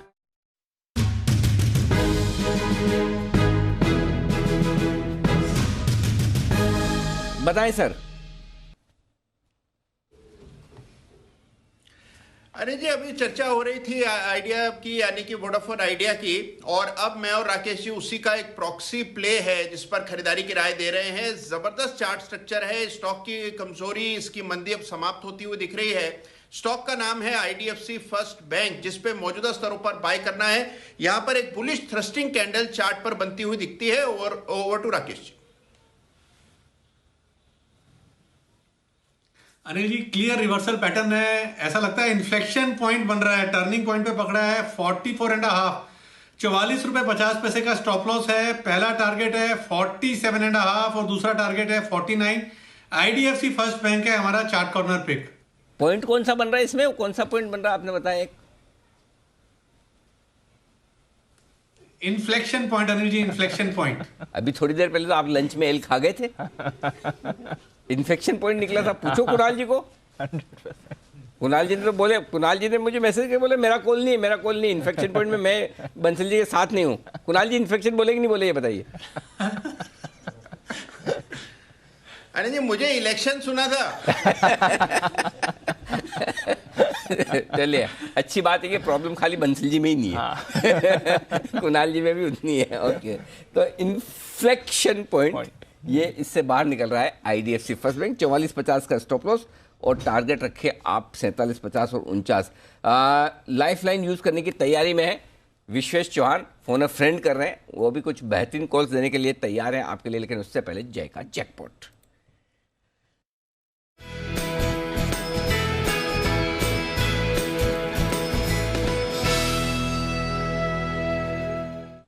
बनाए सर। जी, जी एंटरटेनमेंट का 340 का कॉल खरीदना है। 21 रुपए 25 पैसे पे मिल रहा है ये। यहाँ पे अनिल जी स्टॉप लॉस आपको लगाना है नीचे में 17 रुपए पे। 21.25 पे खरीदे, 1717 का स्टॉप लॉस लगा है। फर्स्ट टारगेट यहाँ पे बनेगा अनिल जी 28 का, सेकंड टारगेट बनेगा 31 का। अनिल जी, जी में मुझे ऐसा लग रहा है कि ओवरऑल एक अच्छा मूव देखने मिल सकता है। 1-2 दिनों का करेक्शन या तो प्रॉफिट बुकिंग हमें कंप्लीट होते हुए नजर आ रहा है। 50% रिट्रेस कर चुका है रिसेंट अप मूव का और ये स्ट्रांगली स्टैंड आउट कर रहा है ये पूरे वॉलेटाइल मार्केट्स में। मुझे ऐसा लग रहा है कि अनिल जी, जी में लगभग हमें 355-360 तक के लेवल्स अब स्पॉट में देखने मिल सकते हैं अनिल जी। सो इसका कॉल ऑप्शन 340 के स्ट्राइक का खरीद के चल सकते हैं अनिल जी।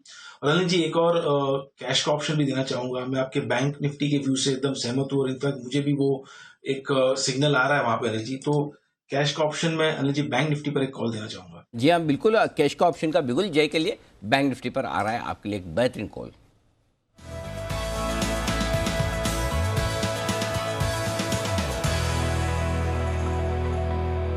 बताएं Jay. Thank you Anil ji. Anil ji, bank Nifty का 36,100 के स्ट्राइक का कॉल ऑप्शन खरीदना है। 366 पर अनिल जी ये मिल रहा है, इसको खरीद कर चले। यहाँ पे जो स्टॉप लॉस बनेगा डेट वुड बी 180। 366 पर खरीदे, 180 का स्टॉप लॉस लगाया अनिल जी। पहला टारगेट जो इसका बन रहा है वो है 540, सेकंड टारगेट बन रहा है 646। 540 एंड 646 ये दो टारगेट्स के लिए खरीद कर चलना है बैंक निफ्टी का। 36,100 का कॉल अनिल जी। एंड आज फिर से यही देखने मिला अनिल जी कि नीचे में 35,300, 500 ये रेंज बहुत ही इंपॉर्टेंट है। इनफैक्ट 36,000 के ऊपर ही सस्टेन कर रहा है, बहुत ही इंपॉर्टेंट है अनिल जी। इसलिए 36,100 के स्ट्राइक चुनी है मैंने। और लोअर लेवल से एक चीज ये देखने मिल रही है अनिल जी कि अच्छी बाइंग हमें देखने मिल रही है कंपेयर टू निफ्टी। मुझे ऐसा लग रहा है कि बैंक निफ्टी अब यहाँ से पहले चलेगा and that might help Nifty के 17,200, 250 के जो लेवल्स हम देख रहे हैं जी, उसके ऊपर बैंक निफ्टी हेल्प कर सकता है निफ्टी को जाने के लिए। और बैंक निफ्टी स्पॉट में मुझे ऊपर में लगभग 36,650 से लेके 36,800 तक के लेवल्स यहाँ पे स्पॉट में नजर आ रहे हैं अनिल जी। और इमीडिएट बेसिस पर 36,100 का एक सपोर्ट बन रहा है, तो इसीलिए वो स्ट्राइक भी चूज किया। बिल्कुल एग्जैक्टली 36,650, 36,800। 36,800 कल का हाई है, 36,775 और बेसिकली 36,650, 36,850 जो कंजेशन जोन है, 36,650 के डबल बॉटम से बैंक निफ्टी ने ब्रेक डाउन दिया था, जहाँ से हम 35,300 तक आए। तो लगभग वहाँ से 1,300-1,500 पॉइंट की अपसाइड बनती हुई दिख रही। तो बिल्कुल बैंक निफ्टी पर जय भी बुलिश और अभी हम भी यही बात करें 2:30 बजे की बैंक निफ्टी खरीदने का वक्त आता हुआ दिख रहा। आइए, तैयार है हमारे साथ एक और खास मेहमान लाइफलाइन यूज करते हुए विश्वेश जी।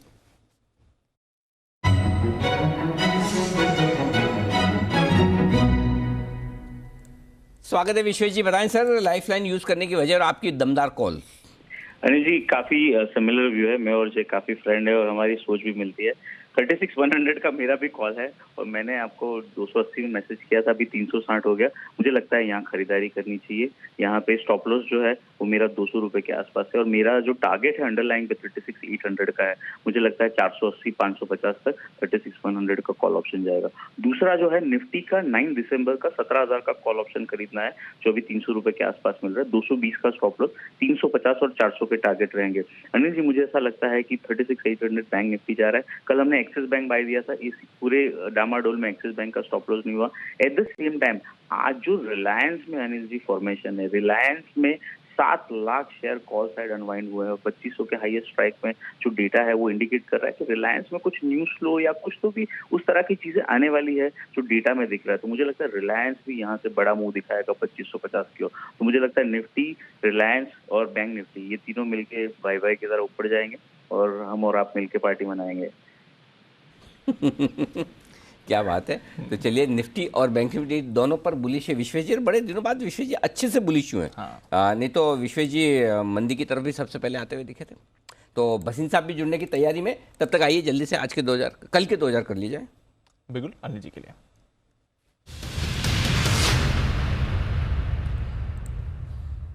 जी सर। खरीदारी करने की राय और डीप खरीदना है डीएलएफ के फ्यूचर्स को। 382 रुपये के आसपास ट्रेड कर रहा है। 375, 375 का आपको लगाना है स्टॉप लॉस और यहाँ पर टारगेट जो आप रखेंगे 392 का पहला टारगेट रखिए, बड़ा वाला है 400 और 405, 410 तक भी हो सकता है। तो 392 के आसपास का पहला टारगेट अगर आप शॉर्ट टर्म ट्रेडर हैं तो, और थोड़ा पोजिशनली ट्रेड कर रहे हैं डिलीवरी लेकर या फिर आराम से 2-4-5 दिन का व्यू है, रिस्क लेने की ताकत है, तो फिर यहाँ पर आपको 400, 405, 410 ये टारगेट्स रखने चाहिए। स्टॉप लॉस 375, 375 के नीचे लगाएं। हाई बीटा स्टॉक्स आज मेरे रडार पे आप देख लीजिए। सुबह हमने आरबीएल बैंक दिया था, बिल्कुल आईबुल हाउसिंग बैन में है इसलिए रडार पे नहीं आया, 8% ऊपर है। वोडाफोन 11% ऊपर है। तो ये सारे जो हाई बीटा स्टॉक्स हैं, इवन आप बड़े बैंक्स में इंडसइंड बैंक को भी हाई बीटा मान सकते हैं, करेक्ट। सो ये सारे स्टॉक्स भरपूर एक्शन में आते हुए दिख रहे हैं और यहीं पर आपको करनी है खरीदारी। स्टॉक्स ये दौड़ लगाने को है तैयार, यहाँ पर आप फोकस कीजिए। डीएलएफ एक बार जल्दी से किरण जी से डीएलएफ के चार्ज पर राय ले ली जाए और तब तक भसीन साहब को करते हैं कनेक्ट। किरण जी बताएं।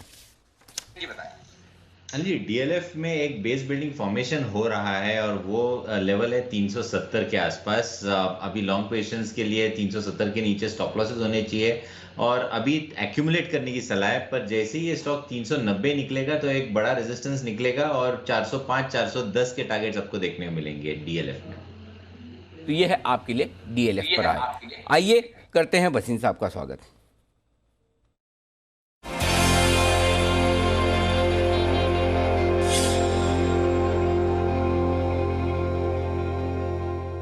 बीच दीप बैंक निफ्टी ब्रेकआउट देने की तैयारी में 36,350 के लेवल को पार करके 36,400 की तरफ बढ़ता हुआ तेजी से। भसीन साहब स्वागत है, बताएं सर पहले तो अपडेट और आउटलुक। अपडेट सर, आपको सुबह कमिंस दिया था और डिक्सॉन दोनों टारगेट हो गए। 5200 डिक्सॉन गया और 913 रुपए हो गया। 882 वाला कमिंस जो आपको कहा था 915 तक जाएगा। एस्ट्रा 2231 बिक गया और विप्रो 648 जो 632 और 2178 में दिया था। और आउटलुक वही है अनिल जी, नेक्स्ट वीक से 18,000 की तैयारी कर लो 15 दिसंबर तक। और stock specific 38,500 39,000 bank Nifty. I am very positive on banks because banks ने पार्टिसिपेट ही नहीं किया और अर्निंग्स ग्रोथ वहीं सबसे ज्यादा है। अब आपके लिए दो बाइज है, दोनों डेरिवेटिव और एक कैश का काउंटर है जो मैं आपको सजेस्ट करूंगा। परफेक्ट, तो बताएं सर आज क्या क्या खरीदना है। तो बैंक्स में लीजिए सर, बंधन बैंक 200 72 से 74, keeper stop loss of 266, this is headed to 285 283 to 285 Bandhan bank. Second buy is the largest NBFC Bajaj finance 7,020 से 7,035 में लीजिए, keeper stop loss of 6890, target of 7175 to 7200। तो दो में खरीदारी करनी है, इसके अलावा और कोई सर? सर कैश में है काउंटर, आप कहे तो मैं कहूँ। ओके, तो बंधन बैंक और बजाज फाइनेंस ये दोनों खरीदने हैं फ्यूचर्स में। एक बार मैं रिपीट कर दूं, हमारे दर्शक नोट कर लें, उसके बाद कैश के स्टॉक में आ रहा हूं भसीन साहब आपके पास। 272.50 274.50 के बीच में बंधन बैंक को खरीदना है। 266 का लगाइए स्टॉप लॉस, 283 और 285 के टारगेट के लिए हाई बीटा। फिर आज हाई बीटा का ही दिन है। आई बुल, आरबीएल, बंधन ये सब आपके सामने आ रहे हैं और बजाज फाइनेंस ये भी अपने आप में हाई बीटा स्टॉक निफ्टी का। यहाँ पर भी खरीदारी करें 7,020 7,035 में, 6,890 का स्टॉक लॉस, 7,175 7,200 के टारगेट के लिए। बताएं सर अब कैश स्टॉक। तो देखिए कैश में आपने देखा पीएसयू बैंक्स री रेट हो गए। यहाँ पे मैं सजेस्ट करूंगा कि सिप कीजिए, नहीं तो लीजिए union bank of India. Half time price to book आपको इसमें मार्केट कैप भी दिखती है और इनमें जो क्लेंजिंग होनी थी इस क्वार्टर में हो गई। यूनियन बैंक मेरे हिसाब से 75 रुपए का भाव आएगा आपको, मेरे हिसाब से इवन क्लोजर टू 31 मार्च। इसके क्वार्टरली रिजल्ट्स दोनों क्वार्टर में आगे आपको बहुत ग्रोथ दिखाएंगे। तो this is a value pick. 43 43.5 में आप सिप करना है सिप कीजिए, नहीं तो आउटराइट लीजिए। But union bank is headed to 75 rupees. Union bank में डिलीवरी के बेसिस पर खरीदारी करके छोड़ें 75 रुपए के टारगेट के लिए। ये है राय आपके लिए भसीन साहब की तरफ से आती हुई। बहुत बहुत शुक्रिया भसीन साहब, धन्यवाद आपका हमारे लिए वक्त देने के लिए और दर्शकों से बात करने के लिए। सुमित जी का अपडेट 251 10% सर्किट के आसपास, almost circuit done, 10% done for the day. 15 minute के लिए अभी तो टाइम है। वोडाफोन 15%, कुछ तो हो रहा है सर दोनों में। वोडाफोन की कुणाल जी राकेश जी मुझे कुछ क्रेडिट दे नहीं रहे एकदम, बिल्कुल भी नहीं। आशीष जी आप तो इंडिपेंडेंटली बताइए, मेरी बनती कि नहीं बनती? जगाया नहीं जगाया मैंने? 100% 100% पुश किया सर आपने। हाँ। जगाया नहीं, पुश किया पूरा, मतलब खाली दिखाया ही नहीं कि बोलो ऐसा है ना? नहीं 100% नहीं, मुझे पता है कि बंसल जी और कुणाल जी के रडार पे पहले से है काफी समय से, इसलिए मैंने कहा कि थोड़ा अच्छा आइडेंटिफाई किया because you wanted them to जोश दिलाना पड़ता है ना। अच्छा किया, मतलब आपने भी देख लिया था उसकी मूवमेंट। हमारा रोल तो जामवंत का है, ये हमारे सारे जो हनुमान है उनको बताना पड़ता है कि आप में क्या शक्ति है, जानिए पहचानिए। आप संजीवनी बूटी के चक्कर में आप पूरा पहाड़ ला सकते हैं, राइट? एंड वोडाफोन जैसे स्टॉक में सर ऐसे मतलब एक्सीलेंट है। नहीं कुणाल जी राकेश जी आपके लिए ये तारीफ, बधाइयाँ, बहुत बढ़िया कॉल और सही टाइम पर हिम्मत करके। नहीं तो 5-7% ऊपर देना भी अपने आप में आसान काम नहीं है, कहने की बात अलग है। और ये स्टॉप लॉस ट्रिगर हो जाता तो थोड़ी मैं बोलता था कि मैंने बोला था। फिर तो उनकी कॉल तो उनका होता है ना, इसलिए क्रेडिट पूरी की पूरी कुणाल जी और राकेश जी को ही जाती है, इसमें कोई डाउट नहीं। आइए, एफआईज और घरेलू फंड दोनों ने मार्च 2020 जहां हमने बॉटम बनाया वहां से अब तक क्या एक्शन लिया। अब आप सोचेंगे इतना पीछे क्यों जाना, बात सही है, क्यों जाना पीछे, ये बता रहे हैं कुशल, ताकि आपको समझ में आए कब क्या हुआ और आगे क्या हो सकता है। तो कुशल बताइए क्या डेटा निकाले आपने। देखिए दोनों में ना ऐसे टक्कर चल रही है, प्रॉपर मारपीट एकदम लिटरली मारपीट। हाँ। मार्च 2020 से हम लगातार देखते आ रहे हैं कि जब जब हम देख रहे हैं कि सबसे ज़्यादा सेलिंग जो है एफआईज कर रहे हैं, दूसरी तरफ जो डीआईज हैं वो लगातार वहाँ पर बाइंग करते हुए नजर आ रहे हैं। और ये आज इसलिए कहा जा रहा है क्योंकि नवंबर का महीना जो कल ख़त्म हुआ है वहाँ पर हम सेकेंड हाईएस्ट यानी कि मार्च 2020 जब से पेंडेमिक की शुरुआत हुई थी भारत में, वहाँ पर उस समय से लेकर अब तक आप मंथली डेटा अगर आप देखेंगे तो नवंबर 2021 में सबसे ज्यादा बिकवाली एफआईज ने अब तक की है। मार्च 2020 के बाद करीब 65,800 करोड़ रुपए की बिकवाली मार्च 2020 में हुई थी। वहीं नवंबर 2021 में आप देखिए ऑलमोस्ट 40,000 करोड़ का आंकड़े के बिकवाली जो है एफआईज करते हुए नजर आए हैं। इसके पहले अक्टूबर में भी यहां पर बिकवाली हुई थी और अप्रैल और जुलाई में तो हम देखे ही हैं कि किस तरह की बिकवाली का ट्रेंड यहां पर आया है। तो लार्जली जो FY 22 रहा है वो एफआईज का बिकवाली का रहा है। बट दूसरी तरफ डीआईज की जिसकी मैं बात कर रहा था वहां पर इक्वल लेवल का सपोर्ट ऑलमोस्ट आता हुआ नजर आ रहा है, जिसमें मार्च 2020 में आप देखिए 56,000 करोड़ रुपए की खरीदारी डीआईज ने की है। वहीं साथ ही नवंबर महीने में जो सेकंड हाईएस्ट है यहां पर भी 30,000 करोड़ रुपए की खरीदारी डीआईज की तरफ से आती हुई नजर आई है। तो डेफिनेटली एफआईज और डीआईज में कांटे की टक्कर है। और जैसा कि हम बात कर रहे थे थोड़ी देर पहले इन्फ्लेक्शन पॉइंट की, वो कहीं ना कहीं अब देखना होगा कि किस तरफ जो है बाजार मूव करता है, डीआईएस के फेवर में या एफआईएस के फेवर में। बट मार्च 2020 तो डेफिनेटली डीआईएस के फेवर में ही इंडिकेट किया है।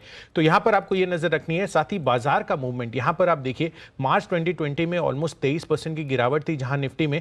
वहीं नवंबर मार्च 2020 के बाद महीने दर महीने के हिसाब से आप देखें तो सबसे खराब परफॉर्मेंस जो है आपको लास्ट मंथ ही आती हुई नजर आई। आफ्टर मार्च 2020 3.9% का फॉल यहां पर भी देखने को मिला है। एक और इंटरेस्टिंग डेटा पॉइंट जहां पर स्टॉक्स को कंट्रीब्यूशन अगर आप देखें तो वहां पर नवंबर 2021 और मार्च 2020 में मैंने कंपेयर किया है, जहां पर गिरावट का रुझान सबसे ज्यादा कौन कौन से स्टॉक्स पर दिखा है। नवंबर 21 में अगर आप देखें तो इंडसइंड बैंक, साथ ही टाटा स्टील, बजाज ऑटो और एक्सिस बैंक, ये 4 काउंटर्स में सबसे ज्यादा गिरावट नवंबर में देखने को मिली। वहीं मार्च 2020 लास्ट ईयर भी आप देखें तो यहां पर 2 कॉमन नाम जैसे इंडसइंड बैंक और एक्सिस बैंक उस समय भी सबसे ज्यादा गिरावट में कंट्रीब्यूट करते हुए नजर आए थे। वहीं गेनर्स की बात करें तो यहां पर नवंबर में पावर ग्रिड, सिप्ला, भारती एयरटेल और टेक महिंद्रा ने ऑलमोस्ट 4 से 12% के गेन्स दिए हैं। और सिमिलर एक्चुअल जो रुझान है वो मार्च 2020 में सिप्ला में देखने को मिला था। तो सिप्ला दोबारा जो है कंट्रीब्यूट करता हुआ नजर आया है नवंबर महीने में। तो डेफिनेटली आपको स्टॉक कंट्रीब्यूशन और एफआईएस और डीआईएस की टक्कर तो हम देख ही रहे हैं। एफआईएस और डीआईएस की टक्कर बनी हुई है। बुल वर्सेस बेयर एफआईएस और डीआईएस के बीच में चल रहा है, हमने देखा है। बट बाजार का एक्शन भी उसी तरह का बना हुआ है। पर इस बीच जरा मारुति के बिक्री के आंकड़े आ रहे हैं, उस पर भी डाल देते हैं नजर। आज ऑफकोर्स एक बाउंस बैक भी मारुति में आते हुए दिखा है। सुबह अमरीश सर ने पिक ऑफ द डे के बारे में मारुति की बात भी करी थी और बड़े टारगेट्स भी दिए थे on a positional basis. Maruti की अगर आप बिक्री का आंकड़ा देखें तो हम 6% की गिरावट का अनुमान लगा रहे थे। कुल बिक्री इनकी 9% कम होकर आई है। अगर हम सिर्फ पैसेंजर व्हीकल्स का आंकड़ा देखें मारुति का तो हम करीब 6% की गिरावट का अनुमान यहाँ पर लगा रहे थे। 1.39 लाख का फिगर यहाँ पर आपको आते हुए दिख रहा है। 1.53 से घटकर 1.39 लाख का है। हमारा अनुमान 1.45 लाख का था, तो हमारे अनुमान से भी थोड़े कमजोर आए हैं मारुति के बिक्री के आंकड़े।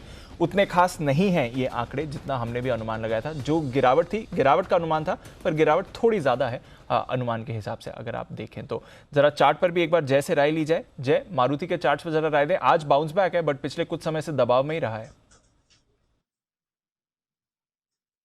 Overall chart positional point of view देखे दीपांशु तो मुझे तो वीक लग रहा है। ओवरऑल अगर आपको मैं व्यू बताऊं तो मुझे ऐसा लग रहा है कि ये स्टॉक 6600 तक आ सकता है नीचे में, एंड 6600 से लेकर 6300 आई थिंक पोजिशनली वही लेवल्स बन रहे हैं मारुति में खरीदने के। ये लेवल्स पर खरीद कर नहीं तो नहीं चलना है। अभी ऑलरेडी किसी की बाइंग पोजीशन है सो मैं ये कहूंगा कि इसमें और थोड़ा बहुत अगर उछाल देखने मिला, हालांकि आज अच्छा खासा देखने मिला ये, बट मैक्स मुझे ऐसा लग रहा है 7500 7550 यदि अच्छा खासा एक लेवल होगा अगर किसी एग्जिट करना होगा। इनफैक्ट वहां पे अगर किसी को शॉर्ट भी करना है तो कर सकते हैं 7800 के स्टॉप लॉस के साथ, 75 100 के आसपास। पोजिशनल शॉर्ट सेलर्स को मुझे ऐसा लग रहा है कि इधर दिस सीरीज नेक्स्ट सीरीज में 6600 तक के लेवल्स मारुति में देखने मिल सकते हैं।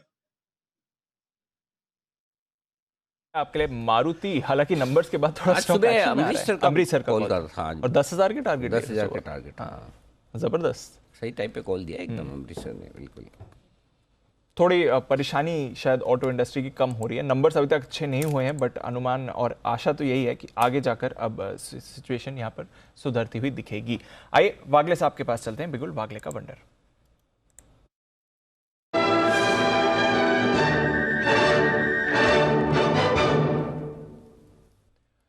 बताएं वागले साहब। पंचो मेरा BTST है बायोकॉन, जिसको बाय करके चलना है 371 372 का करंट भाव है, 371.80 ये करंट भाव है, यहाँ पर बाय करके चले। 368.50 का आपका स्टॉप लॉस होना चाहिए। मुझे लगता है 382 383 यहाँ से 10 से 12 रुपए की अपसाइड में देख रहा हूँ कल के दिन में। बायोकॉन लंबे टाइम बाद ये एक ट्रेडिंग रेडार पर काउंटर आते हुए दिख रहा है। 2-3 दिनों से फार्मा में कुछ एक्शन बना है और बायोकॉन इस समय लीडरशिप ले रहा है। 382 के टारगेट के लिए वागले साहब की खरीदारी की राय। चलते हैं सत्य जी के पास, बिगुल BTST।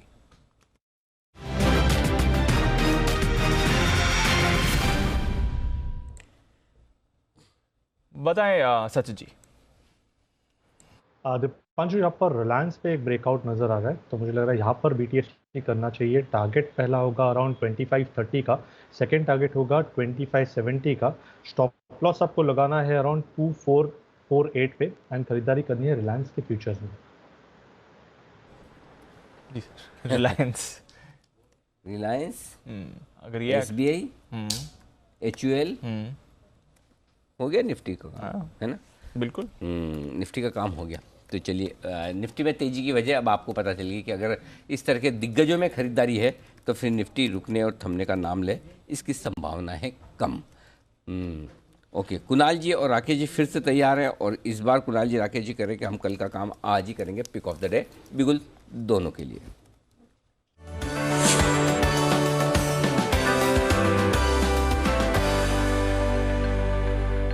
बनाए सर।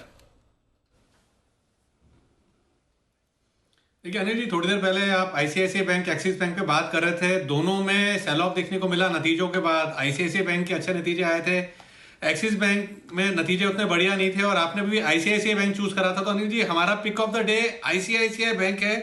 इसके अंदर भी जिस तरीके से अभी IDFC बैंक में हमने इन्फ्लेक्शन, अनिल जी बड़ा क्लियरली बोल रहा हूँ आपको और कुणाल जी को, इन्फ्लेक्शन पॉइंट है और क्लियरली जो 865 से एक बड़ी करेक्शन देखने को मिली थी उसके संकेत आ रहे हैं ICICI बैंक में खत्म होने के, और ये स्टॉक एक काफी बड़ी तेजी टूवर्ड्स शॉर्ट टर्म के अंदर 760 765 के लेवल दिखाने का दम रखता है। एक पॉजिटिव क्रॉसओवर बोथ लीडिंग और लैगिंग इंडिकेटर्स में देखने को मिला है। इन्फ्लेक्शन पॉइंट है। ओवर टू कुणाल जी। अरे जी देखिए, पूरा 1-1.25 महीने से ICICI बैंक लगातार धीरे धीरे करके नीचे आता रहा और एक बार भी इसमें कोई खास हमने टर्न अराउंड नहीं देखा, लेकिन अब इन स्तरों पर एक मेजर सपोर्ट से बाउंस आता हुआ ICICI बैंक में नजर आ रहा है। अभी आपने बात रिलायंस की, स्टेट बैंक की, तमाम शेयर्स की दिग्गजों की। ICICI के बिना बाजार में तेजी नहीं बनेगी और ICICI तेजी के लिए बिल्कुल तैयार है।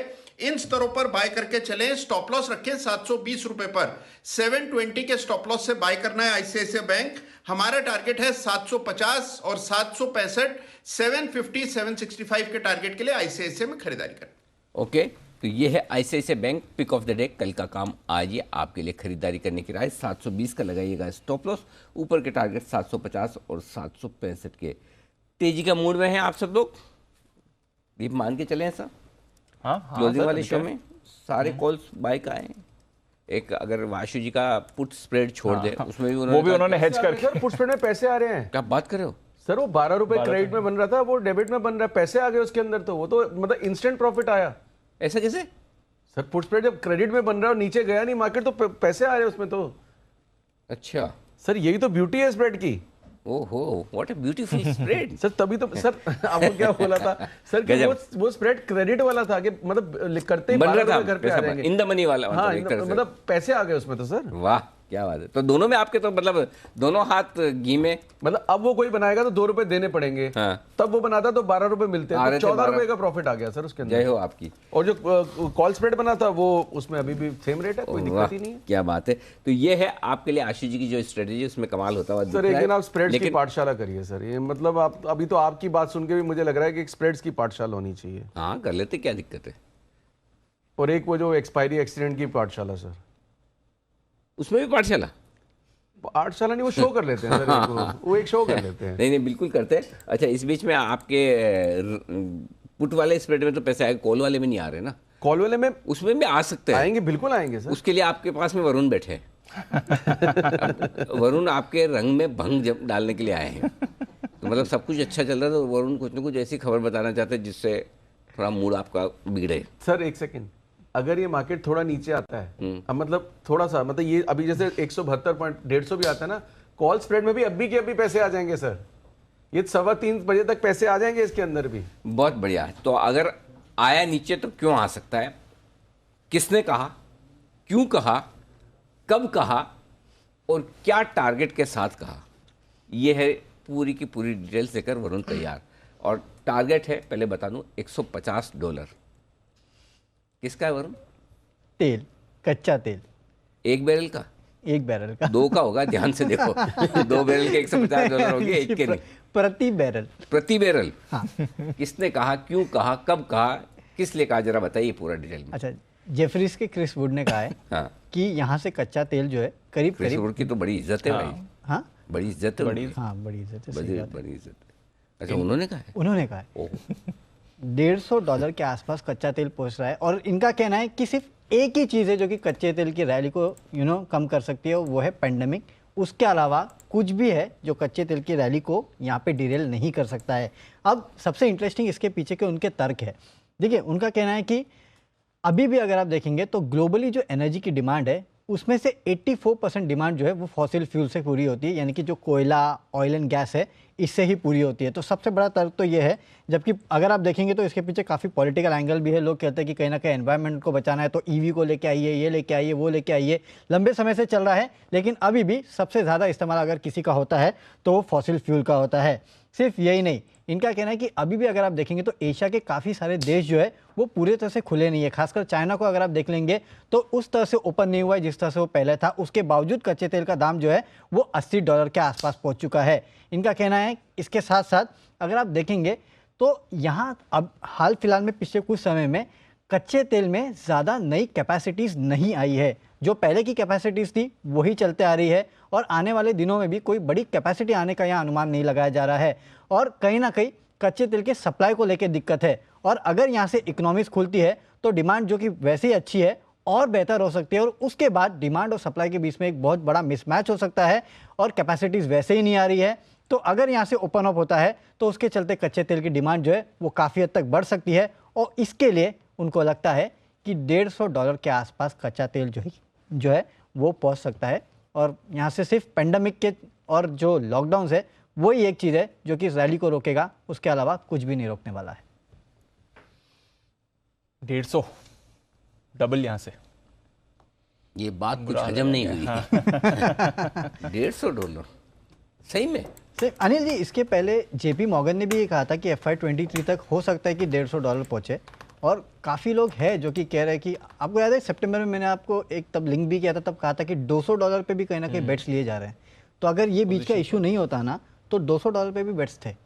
देखिए एक चीज़ बताओ, अब दुनिया भर में इलेक्ट्रिक व्हीकल में लोग जा रहे हैं, धीरे धीरे पेट्रोल डीजल के को लेकर तो डिमांड कम होनी है, ठीक है। भंडार भी कभी तो ख़त्म होंगे, मतलब वो चलो ठीक है, वो पॉजिटिव मान भी लो कि भाई, लेकिन अभी भी इतने तो हैं कि 30-40 साल तक की तो कोई चिंता नहीं है। करेक्ट।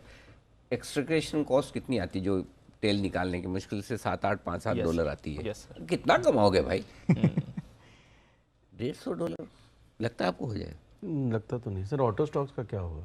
अरे ऑटो का छोड़ो, आप हमारा क्या होगा जो है हमारी गाड़ियों का क्या होगा, आप स्टॉक की जगह। नहीं पर सर एक बात है ना कि ये जो चीजें चल रही हैं, मतलब मैं क्रूड की बात नहीं कर रहा हूँ सर, ये जो मार्केट में पेंडेमिक के बाद हुआ और जिस तरह की ये मतलब दुनिया भर में ये चल रही हैं सर, आने वाला टाइम बहुत इंटरेस्टिंग और बहुत वॉलेटाइल होगा। कई चीजें ऐसी होंगी मतलब जो हम सोच नहीं सकते ऐसी होंगी सर। जैसे एक आध एग्जांपल, मतलब जैसे क्रूड माइनस भी हुआ था ना सर। नहीं वो तो हो गया, फ्यूचर में ऐसे क्या जो नहीं सोच सकते। फ्यूचर में चीजें कुछ भी हो सर। एक बार तो क्रिप्टो का भी आप इतना सब कर रहे हो सर, मतलब क्रिप्टो मतलब मेरे हिसाब से तो मतलब ग्लोबल पॉन्जी स्कीम है सर वो, मतलब कोई अंडरलाइन है ही नहीं सर, मतलब कोई अंडरलाइन है ही नहीं। पैसे बनाने वाली बातें भी सही है, सब कुछ है, लेकिन कुछ ना कुछ तो सर ये। आपको कौन सी ट्रोलर्स की कमी है वो जो और क्रिप्टो वालों को इनवाइट कर रहे हो आप आपको तो प्यार करने वाले वैसे ही बहुत है वो बात आपकी एकदम 100% पॉइंट है, उसमें पॉइंट तो है।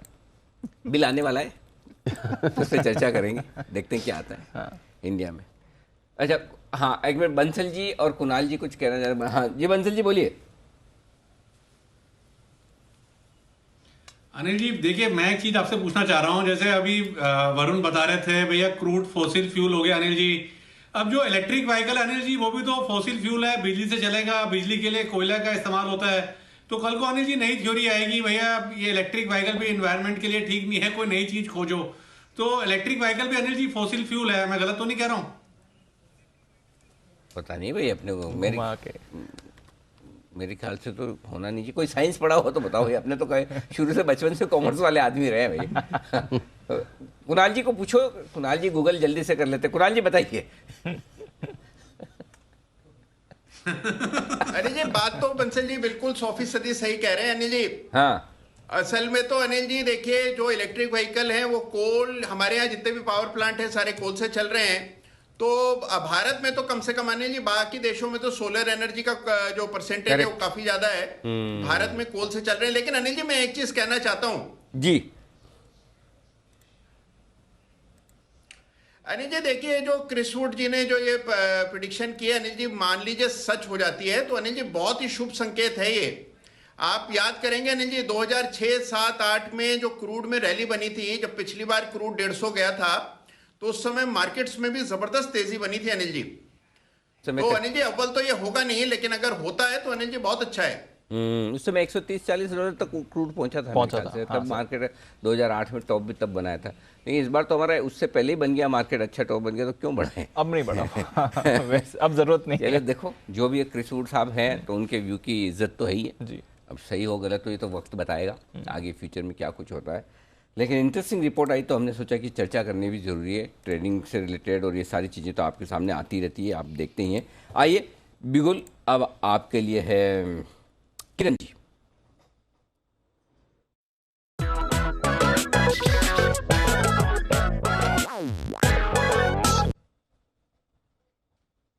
बताएं किरण जी। अनिल जी बाय करने की सलाह है। एक आरडी चार्ट्स पे एक inverted head and shoulder max financials पे हो चुका है और इधर बाय करने की सलाह है एमएफएसएल। मेरा टारगेट पहला छोटा वाला जो है वो है 985 कल के लिए, और दूसरा होगा 995। ये 985 995 के टारगेट्स के लिए लॉन्ग पोजीशंस क्रिएट करनी चाहिए और स्टॉप लॉस 958 पे रखने की सलाह होगी। मैक्स फाइनेंशियल्स बाय करके चले। बिल्कुल, मैक्स फाइनेंशियल्स पर करनी है खरीदारी, और आई थिंक जय भी किरण जी इस पर आपका सहारा देने के लिए तैयार है। जय बताइए आपके लेवल्स मैक्स फाइनेंशियल के लिए।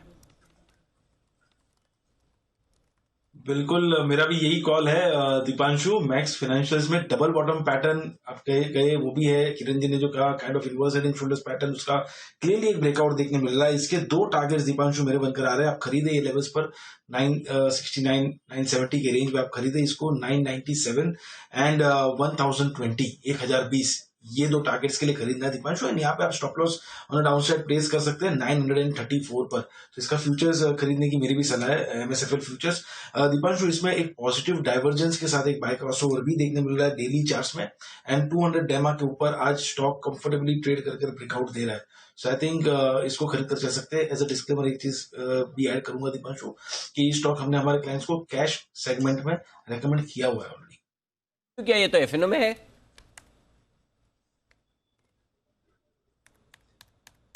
नहीं, हमारा अनिल जी जो डिफरेंट प्रोडक्ट्स अनिल जी, तो एक प्रोडक्ट है हमारा इक्विटी कैश सेगमेंट का, उसमें रेकमेंड किया हुआ है। अच्छा, ओके, ठीक है। जिनको डिलीवरी के हिसाब से, मैं वही सोचा, मैंने कहा कोई स्पेसिफिक रीजन, कहीं कभी कभी ऐसा होता है ना, डिविडेंड आ रहा हो तो आप बोले कि कैश में लो तो डिविडेंड मिलेगा, इसलिए पूछने के पीछे ये पर्पस था। इस बीच टाटा पावर को लेकर नीचे खबर आपकी स्क्रीन पर आती हुई दिख रही है। सोलर और बैटरी स्टोरेज प्रोजेक्ट का इन्हें एक ऑर्डर मिला है। आजकल टाटा पावर है रडार पे आशी जा रही है। सर मैंने पिछले हफ्ते आपको ध्यान हो कि दिसंबर बहुत बड़ा मंथ है, उसका एक बुल स्प्रेड दिया था 230-50, टाटा पावर लेके बैठ जाओ, और इसीलिए दिया था कि सर ये इसकी वॉलेटिलिटी आप झेल नहीं पाओगे, फ्यूचर में भी नहीं झेल पाओगे, डिलीवरी पे भी। डिलीवरी आप 240 पे लोगे, लगेगा सर एक मतलब अभी क्या भाव था, किस पे मैं ले रहा हूँ, और फ्यूचर लोगे कैसे 10-15-20 रुपए घटता है कि 6700 का लॉट है, समझ ही नहीं पाएगा। इसलिए सर टाटा पावर का स्प्रेड आज सर मतलब ये पिछले हफ्ते दिया था दिसंबर मंथ, आज 1 दिसंबर है, अभी पूरा महीना पड़ा हुआ है, तो टाटा पावर का स्प्रेड सर 230-50 है। बहुत लोगों ने मुझे ट्विटर पे पूछा, मैं एक 4 अल्फाबेट्स का आंसर देता हूँ, होल्ड होल्ड होल्ड। बाकी चीजें कर लो, टाटा पावर का स्प्रेड होल्ड करो। 4-5 रुपए की कॉस्ट पे बना हुआ है, 2-3-4 रुपए का लॉस भी हो सकता है उसके अंदर अभी एज ऑफ नाउ, क्योंकि घटा है, क्योंकि उस वक्त 36 का भाव था, उसके बाद 18 आ गया, अभी 26 है। टाटा पावर का स्प्रेड रखना है सर। टाटा पावर का स्प्रेड होल्ड करिए। हाई बीटा काउंटर्स का आज दिन है और ये भी लंबे समय बाद टाटा पावर भी इस समय रफ्तार पकड़ते हुए दिख रहा है। तो एक एक करके बढ़िया स्टॉक्स स्क्रीन पर आपके सामने आते हुए दिख रहे हैं, जहां पर आपको एक्शन बनते हुए दिख रहा है। पीएनबी, इस पर भी एक्शन बना है। पीएसयू बैंक्स, एसबीआई के बाद अब पीएनबी एक्शन में आ रहा है। वागले साहब जरा नजर डालें पीएनबी पर, 3% ऊपर इस समय। दीपांशु 40 तक जाना चाहिए, ये मूव में 40 के ऊपर सस्टेन होगा, फिर 42-43 तक भी जाना चाहिए। ये 42-43 मतलब यहाँ से 5 रुपए की मूव होगी, 10% का अपसाइड है, लेकिन 40 क्रॉस करना जरूरी है, तो 40 के उधर देखेंगे कैसा व्यू बनता है। ओके, तो 40 के ऊपर जरा देखेंगे कैसा व्यू बनता है, बट नजर रखिए पीएनबी आपको एक्शन में आते हुए दिखा, आईडीएफसी फर्स्ट, एक्सिस, कैनरा, ये सारे स्टॉक्स मूव दिखा रहे हैं। एलएनटी फाइनेंस में अच्छी खरीदारी आपको दिख रही है। एलएनटी फाइनेंस 3.5% ऊपर है इस समय। किरण जी जरा नजर डालें, एलएनटी फाइनेंस, एमएनएम फाइनेंस दोनों में एक्शन है, पर एलएनटी फाइनेंस थोड़ा और अच्छी मूव दिखा रहा है, क्या राय है सर? बिल्कुल अच्छी मूव दिखा रहा है, और कल के जो हाईज थे जहां से हमने बिकवाली देखने को मिली थी, उन लेवल्स पर वापस रीटेस्ट कर रहा है। 78 के ऊपर अगर रहता है तो मुझे लगता है कि आपको पहला छोटा बैरियर जो 80 का है वो टेस्ट करते नजर आएगा, और 80 के ऊपर लगभग 83 के लेवल्स टेस्ट होते नजर आएंगे। और लॉन्ग पोजिशंस के लिए अभी 76 का strict stop loss cash levels पे रखना चाहिए। और इस बीच आपके लिए एक और जो इंटरेस्टिंग एक्शन बनता हुआ दिख रहा है वो क्रूड में है। हाँ, और आप बोलेंगे ये तो सब कुछ हो गया डिस्कशन, अब इंटरेस्टिंग क्या है? इंटरेस्टिंग है सचिन जी की ओपिनियन। सचिन जी थोड़े से लेट आए ओपिनियन पे, लेकिन बड़ी इंटरेस्टिंग ओपिनियन के साथ आए। सचिन जी जरा सबको बताइए। अनिल जी, इनफैक्ट जिस तरीके से स्ट्रक्चर है, मुझे तो लग रहा है कि यहाँ पर एक क्लासिक ब्रेकडाउन हो चुका है। एंड अगर हम ब्रेंट क्रूड का ही डेटा देखें तो लगभग 86-87 के आसपास के जो स्विंग बने थे, एक मल्टी ईयर रेजिस्टेंस वापस उसने फेस किया है। एंड एक जो ब्रेकडाउन है राइजिंग वेज का, इसके प्रोबेबल पैटर्न टारगेट लगभग अराउंड 50 के आसपास आ रहे हैं। तो मुझे लग रहा है अगले 2 महीनों में ही ये पर्टिकुलर टारगेट्स अचीव होने चाहिए। तो इनफैक्ट यहाँ पर मैं बिल्कुल भी सहमत नहीं हूँ कि 150 के आसपास के स्विंग्स बने।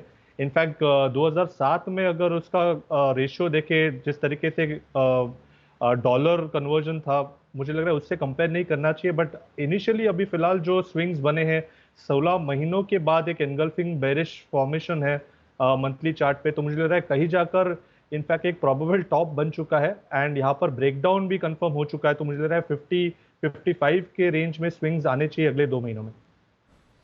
ओके, तो सचिन जी थोड़ा भरोसा बढ़ाते हुए यहाँ से गिरावट आनी चाहिए, ना कि बढ़त कच्चे तेल में। और चार्ट्स के अगर देखें तो $50 तक, 50-55 तक आपको कच्चा तेल जाते हुए दिख सकता है। वो अपन वरुण को पूछना भूल गए, क्रिस वुड की रिपोर्ट कब आई थी? 2-5 दिन पहले सुनिए ही? नहीं सर, रिसेंट ही है। अच्छा, पता चला 4-5 दिन पहले ब्रेकडाउन हुआ, उसके पहले दे दी हो। हाँ सर मैं तो बोल रहा हूँ सचिन का तो मतलब आजकल होता है ना पर्पल पैच चल रहा है कि फुल फॉर्म में, मतलब कहाँ से टाटा पावर की मंदी। और आज भी मैं जो मुझे लगता है जो सचिन ने मुझे बेस्ट BTST मेटल जी लग रही है। अभी सचिन ने जो 36 रुपए में GSW दिया, कल की BTST 40 में भी मुझे लगता है कि लेके जाना चाहिए। आजकल तो सर सचिन की होता है ना, कभी कभी 54 भी 58 में चलती है, मतलब ऐसा पैच चल रहा है सचिन का तो मतलब वो तो ₹100 है। हाँ मतलब कुछ भी चलो सर, डबल कर दिया सर, मेरी हैसियत डबल की, आप 4 गुना भी कर दो। क्या होता है देखिए, कुछ एक्सपर्ट्स ऐसे होते हैं जो कि मतलब ठंडे रहते हैं, एकदम शांत, मतलब आपके और उनकी कॉन्ट्रास्ट है एकदम पर्सनैलिटी, ऑपोजिट। हाँ सचिन जी एकदम, मतलब सचिन जी की मतलब कितनी बढ़िया भी हो जाएगी तब भी ठीक है ना, मतलब वो धोनी टाइप है, कभी एक्सप्रेशन ही नहीं आते है ना, तो कॉल अच्छी करा और चुपचाप अपना काम करके निकल जाते हैं, वैसा है। तो वो हर एक की अपने अपने पर्सनैलिटी है, तरीका है। तो सचिन जी शांत रहने वाले, लेकिन इसका मतलब ये नहीं कि कॉल्स उनकी कहीं किसी हिसाब से बहुत ही जबरदस्त। सचिन जी JSW स्टील है ना कल के लिए तैयार? डेफिनेटली अनिल जी, इनफैक्ट जो प्राइस एक्सपेक्टेशन थी एक्सपेंशन की वो ऑलरेडी आ चुकी है एंड मुझे लग रहा है मोमेंटम काफ़ी स्ट्रांग होगा एंड जिस तरीके से स्ट्रक्चर है मैं बिल्कुल सरप्राइज नहीं होगा कि अराउंड 670 675 के भी स्विंग बने अगले हफ्ते में। बिल्कुल, तो मेटल्स पर रखिए नजर, बाजार में भरपूर एक्शन बन रहा है। बैंक्स पर रखिए नजर, बढ़िया तेजी बनी हुई है इस समय और निफ्टी भी डबल सेंचुरी लगाते हुए। तो आइए अनिल जी से आज की फाइनल मार्केट स्ट्रैटेजी ले लेते हैं।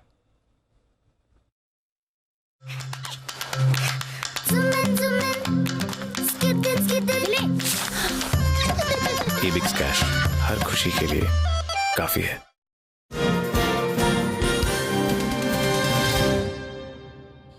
सर पूरा सपोर्ट है ग्लोबल मार्केट से, 300 पॉइंट से ज्यादा की तेजी है इस समय डाउ फ्यूचर्स पर, तो जबरदस्त एक्शन वहां पर। डबल सेंचुरी नैस्डैक फ्यूचर्स पर आपको दिख रही है। यूरोप के बाजार 1% से ज्यादा की तेजी दिखा रहे हैं।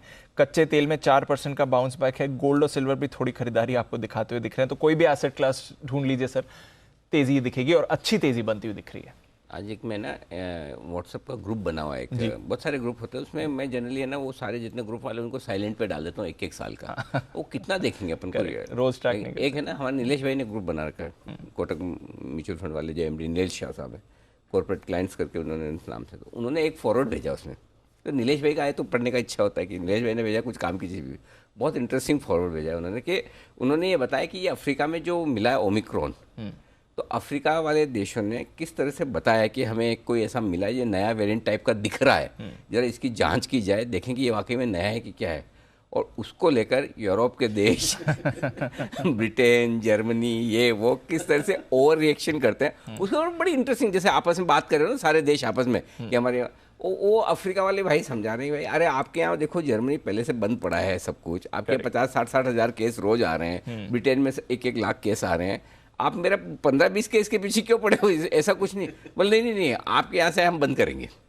मतलब वो जो चैट है लंबा है थोड़ा, बस सो इंटरेस्टिंग, वो दिखाता है कि किस तरह से मार्केट का, गवर्नमेंट का ओवर रिएक्शन है। अब वो तो बाहर का था, महाराष्ट्र ने RT-PCR लगा दिया था, जर्मनी और वो तो छोड़ो, RT-PCR हमारा बॉम्बे आना बंद करा दिया। तो मुझे ऐसा लगता है किसके लिए कर रहे हैं, कहीं ऐसा नहीं ये पैथलेब वालों के लिए कर रहे हैं, सीरियसली बोलता हूँ। मतलब ये कोई अभी तक डबल वैक्सीनेशन था, सब कुछ है, समझ आता है, मतलब RT-PCR टेस्ट हर बार मारा, इलॉजिकल, कंप्लीटली इलॉजिकल है, कोई मतलब वाली बात नहीं है, डिसअपॉइंटिंग न्यूज़ है एब्सोल्युटली। और भाई आप 2 वैक्सीन लग गई है और करनी भी केंद्र सरकार कर देगी भाई, उनकी ज़्यादा जिम्मेदारी है ना। मतलब आप क्या बताना चाहते हैं कि आप ज़्यादा समझदार हैं? अरे भाई गजब है यार।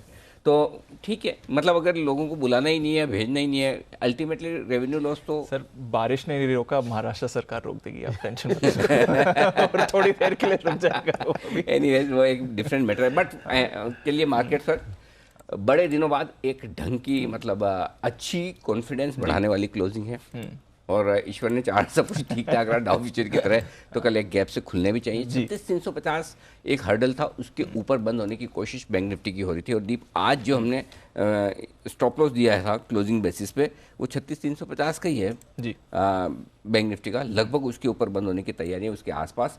निफ्टी का 17,225 है, उससे थोड़ा सा नीचे, लेकिन अगर तेजी की पोजीशन है तो होल्ड की जाए, डेफिनेटली कल के लिए लेकर जाना चाहिए। जिस तरह की डे हाई पर क्लोजिंग होती दिख रही है और मैं उम्मीद करता हूँ कि आज डेटा बेहतर होंगे। इस डेटा में एक ही समस्या आएगी जो बता दूं कि पुट कॉल रेशियो आपका कल ओवरसोल्ड नहीं होगा। 2 दिनों से जो मैं पॉजिटिव बोल रहा हूँ आज न्यूट्रल हो जाएगा।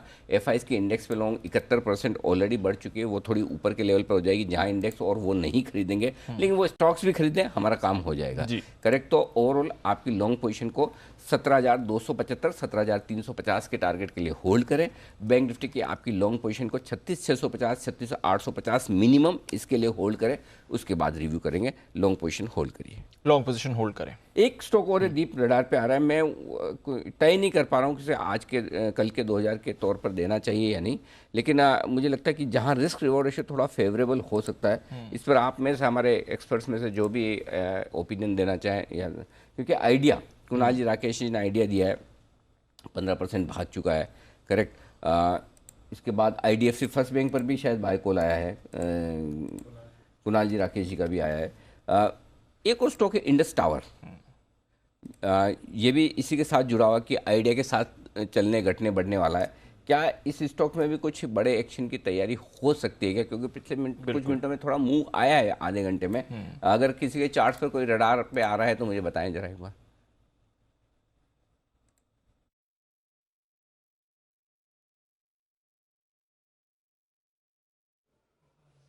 कर रहा है। ओके, अच्छा वागले साहब बताएं सर। अनिल जी 295 और 300 के बीच में बहुत बड़ा कंजेशन लेवल है, तो ये पार करना थोड़ा सा मुश्किल है, तो आज ना लिया जाए। कल के दिन में अगर ये 298 300 रादर 300 निकलता है तो फिर इसमें 20-25 रुपए की मूव कल के दिन नहीं आ सकती है, तो कल के दिन रडार पर रखेंगे। आपके लिए इंडस टावर्स जहां पर आपको करनी है खरीदारी। टेलीकॉम पर रखिए नजर, भारती पर भी आई थिंक अभी अभी हमने देखा कुछ 10 लाख के सौदे हुए हैं। वोडाफोन आइडिया जबरदस्त एक्शन में है, IDFC फर्स्ट टेलीकॉम एक्सपोजर की वजह से एक्शन में है, और अब इंडस टावर्स में भी आपको तेजी आती हुई दिख रही है। तो ऑल इन ऑल नजर रखिए, इस स्पेस पर काफी गर्मी आपको आती हुई दिख रही है। आइए एक बार जल्दी से आज की जो ऑटो बिक्री के आंकड़े आए हैं क्विकली इनके बारे में भी जान लेते हैं। कुशल है हमारे साथ तैयार। कुशल बताइए अब तक के ऑटो बिक्री के आंकड़े क्या ट्रेंड बता रहे हैं? सुस्ती का ट्रेंड बता रहे हैं दीपांशु, क्योंकि जो हम अनुमान करके चल रहे थे उसके मुकाबले अनुमान से कमज़ोर साइड पर ही लार्जली सभी सेगमेंट्स के नंबर्स आते हुए दिखे हैं, जहां पर CV से काफ़ी बड़ी डिसअपॉइंटमेंट हमें देखने को मिली है। जो भी अभी तक नंबर्स आए हैं रिलेटिवली जो बेटर परफॉर्म करते हुए दिखे हैं इंडिविजुअल सेगमेंट्स में, उसमें टाटा मोटर्स और बजाज ऑटो दिखते हुए नजर आ रहे हैं। पैसेंजर व्हीकल्स में मारुति के हाल ही में जो नंबर्स आए आपने देखे होंगे, करीब 9% की गिरावट वहाँ पर है। हमारा अनुमान जो था उससे थोड़े से अनुमान से कमज़ोर साइड पर नंबर्स हैं। M&M के जितने भी ऑटो वाले आंकड़े हैं वहाँ पर भी 6% की गिरावट है। और टाटा मोटर्स यहाँ पर जो घरेलू पैसेंजर व्हीकल्स बिक्री है ये आउट परफॉर्मर का बनता हुआ दिखा है रिलेटिवली, करीब 38% की ग्रोथ के साथ ही अगर आप कमर्शियल व्हीकल्स की बात करें तो वहाँ पर आइशर मोटर्स VECV सेगमेंट वहाँ पर करीब 70-71% की बढ़त हम एक्सपेक्ट करके चल रहे थे, उसके मुकाबले केवल 10% की बढ़त यहाँ पर आई है।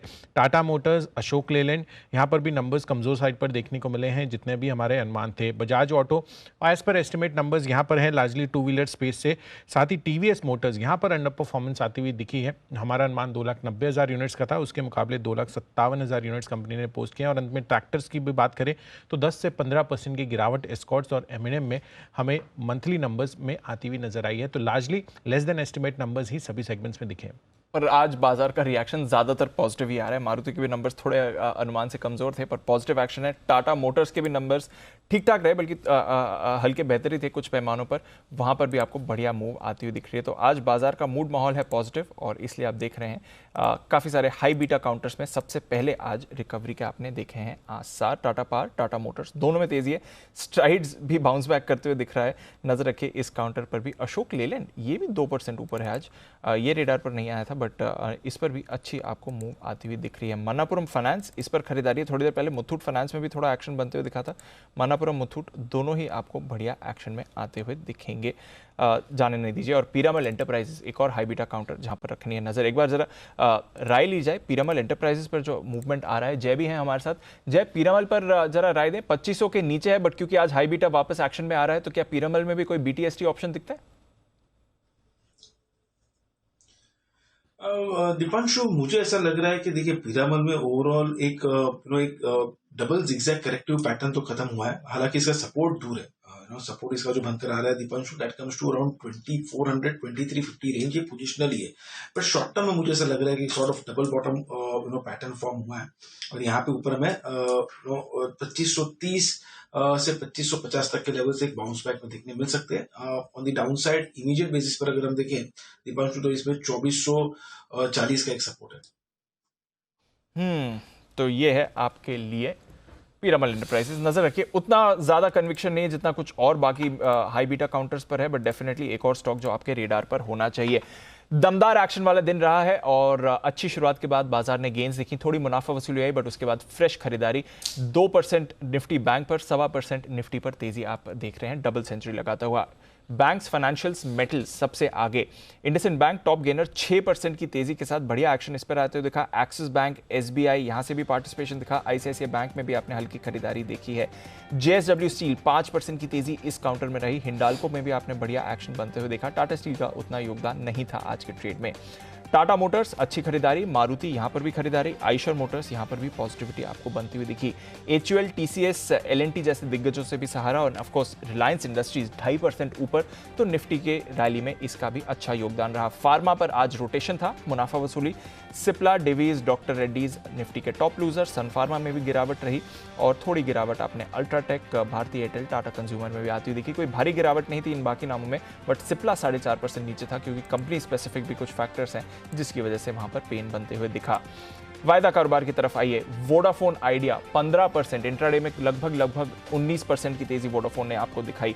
इंडिया बुल्स हाउसिंग 10% का एक्शन इस पर भी आज आपको आते हुए दिखा है। चंबल फर्टिलाइजर सुबह से ही तेजी में था, 10% ऊपर ये भी दिखा।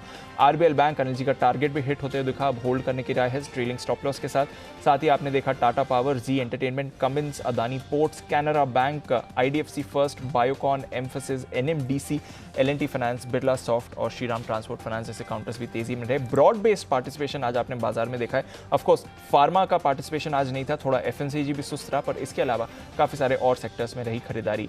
Glenmark, Alkem, metropolis, Pfizer, GSPL, Cadila, Marico, यहां पर आपने गिरावट आती हुई देखी है। आईईएक्स पर भी एक ब्रेकडाउन था, करीब 2% नीचे हो गिरा है ये काउंटर।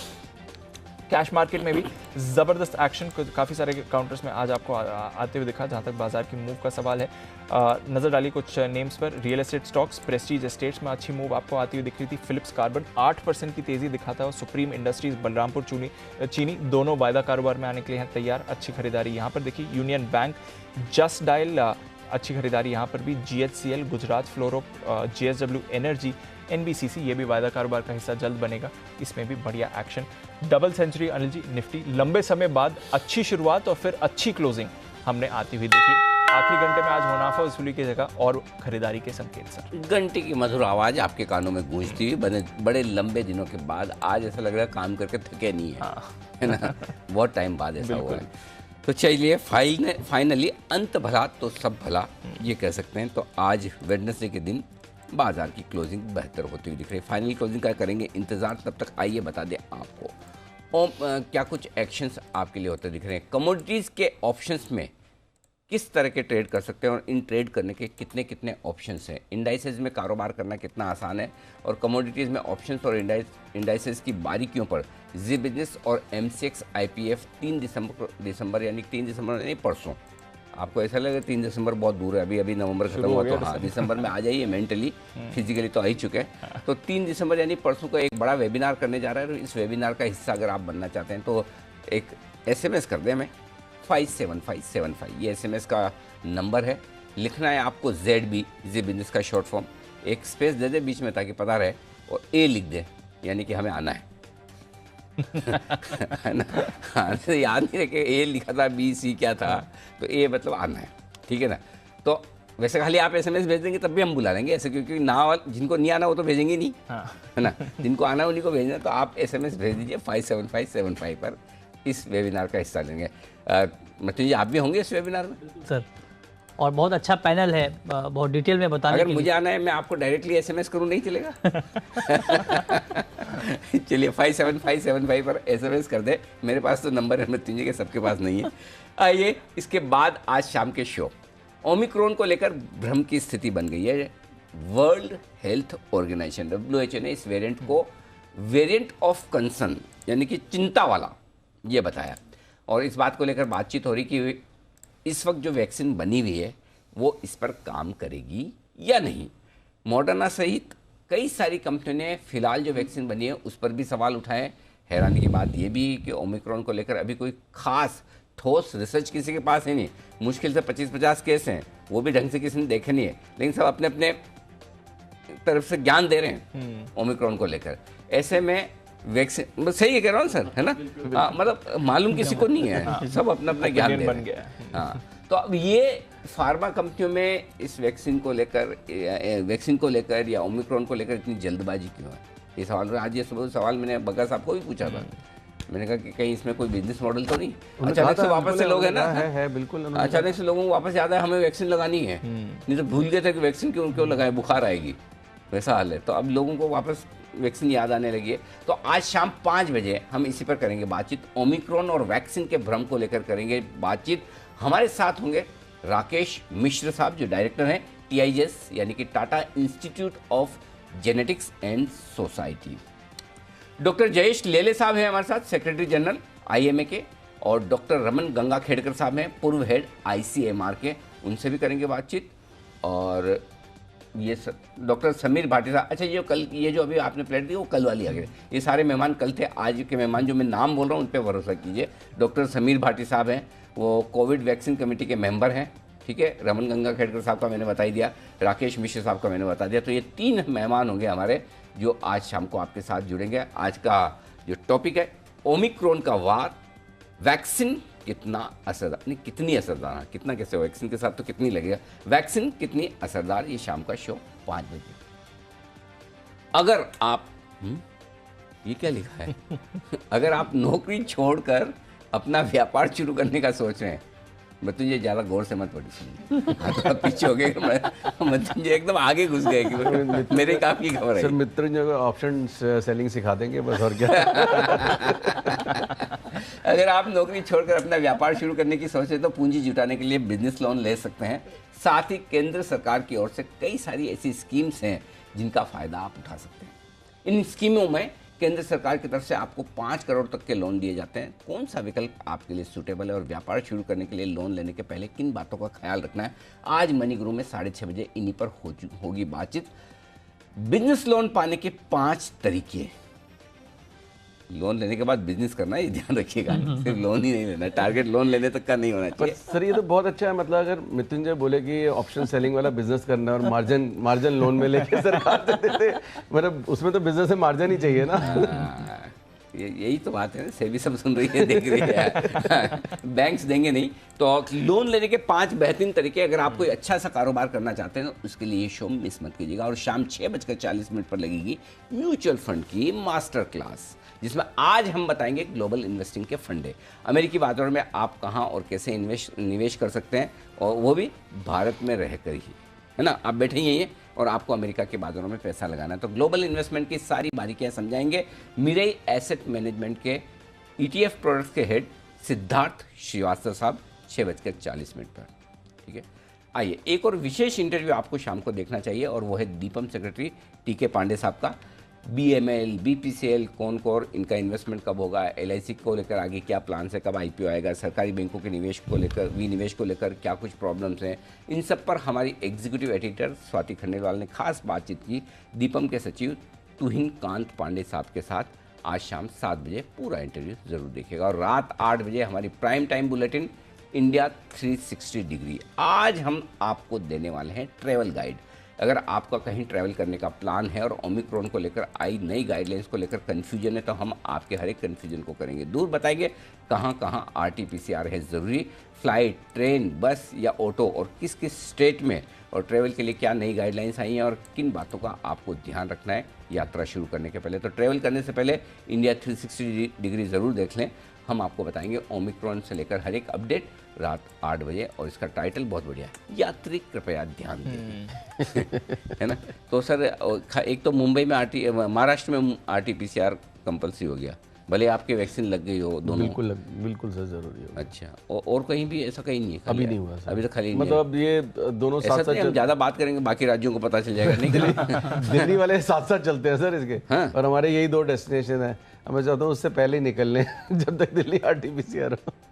हाँ ये बात सही, यहाँ से जाने पे तो जरूरी नहीं, अभी तो नहीं, वापस अभी तो नहीं है सर। हाँ। और पहले भी ऐसा था सर, ये महाराष्ट्र ने सबसे ज़्यादा किया था। चलिए जो भी है सरकार के डिसीजन है, क्या कर सकते हैं। तो ये है आप कहीं भी, चूंकि दिसंबर आ रहा है, दिसंबर के महीने में छुट्टियां मनाने के लिए आते हैं। अच्छा, दिसंबर के पहले दूसरे हफ्ते में शादियां भी बहुत सारी 25 लाख, एक नहीं 25 लाख शादियाँ जो है 25 लाख शादियाँ जो है वो होने वाली है। वो 14 दिसंबर 25 लाख एक में आया, पंडित ने मना कर दिया और नहीं होंगी, बस यही लास्ट है। This is too much. 25 lakh season के लिए काफी, इस सीजन के लिए। अगले सीजन में बहुत दूर है सर। रिसर्च तो ऐसे ही इतनी प्लानिंग नहीं, खबर तो हम ऐसे ही निकालते हैं। हम कई बार हम जाते हैं इंटरव्यू करने, तो कोई कभी भी कोई प्रमोटर, कोई भी मिनिस्टर में कोई डायरेक्टली थोड़ी बोलता है। वो जो बोलता है उसमें, जैसे मुझे याद है एक बार एयर इंडिया का मैंने एविएशन मिनिस्टर थे सुरेश प्रभु साहब, जब मैंने इंटरव्यू किया था उन्होंने कहा कि एयर इंडिया तो बोले इस साल तो हम उनमें पैसा डालते रहेंगे, फिर अगले साल। मैंने कहा इसका मतलब इस साल डाइवेस्टमेंट नहीं होगा? निकल गया है। वैसे आप समझ गए ना। पर सर उसका दूसरा तरीका भी, आप ऐसे यहाँ स्टूडियो में पूछते हैं, दीपांशु को हर बार मैं बैचलर पार्टी के लिए गोवा लेके जाता हूँ। बैचलर पार्टी की कोई वो थोड़ा है कि 1 साल पहले होनी है, 6 महीने पहले होनी है, या हफ्ता पहले होनी है, वो तो चलती रहती है सर। कभी तो बोलेगा कि नहीं अब ये मेरी लास्ट है। नहीं, अगर उसमें ही मजा आने लगा तो नहीं करेगा। बोले जाने तो यही ठीक है, उसी का सही यही बेटर है। तो चलिए, ये है आपके लिए आज शाम का पूरा आयोजन। वागले साहब, कुणाल जी, राकेश जी और साथ ही जय ठक्कर साहब, सचिन जी, किरण जी, आप सबका बहुत बहुत शुक्रिया। और आशुष सर आपका भी बहुत बहुत धन्यवाद स्टूडियो में पधारने के लिए। चलिए मुझे और दीप को दीजिए इजाज़त। और मृत्युंजय हमारे साथ तैयार है कमोडिटी बाजार के पूरे एक्शन के साथ। मृत्युंजय बताइए। भरपूर एक्शन है और कच्चा तेल 5.5% उछल गया है। और क्रूड की चाल पर हैरानी इस बात की है कि मार्केट में फंडामेंटल में कोई बदलाव नहीं है। पिछले 2-3 दिनों से एक ही खबर है कि 2 दिसंबर को ओपेक की मीटिंग है, उस मीटिंग में क्या होगा, लेकिन उससे पहले मार्केट बहुत ज़्यादा वॉलेटाइल है। तो ओपेक की बैठक से ठीक पहले आपको कच्चे तेल में क्या करना है। सोयाबीन करीब 6% उछल गया है, वहाँ पर आपकी स्ट्रैटेजी अब क्या होनी चाहिए, इस पर बात कमोडिटी सुपरफास्ट।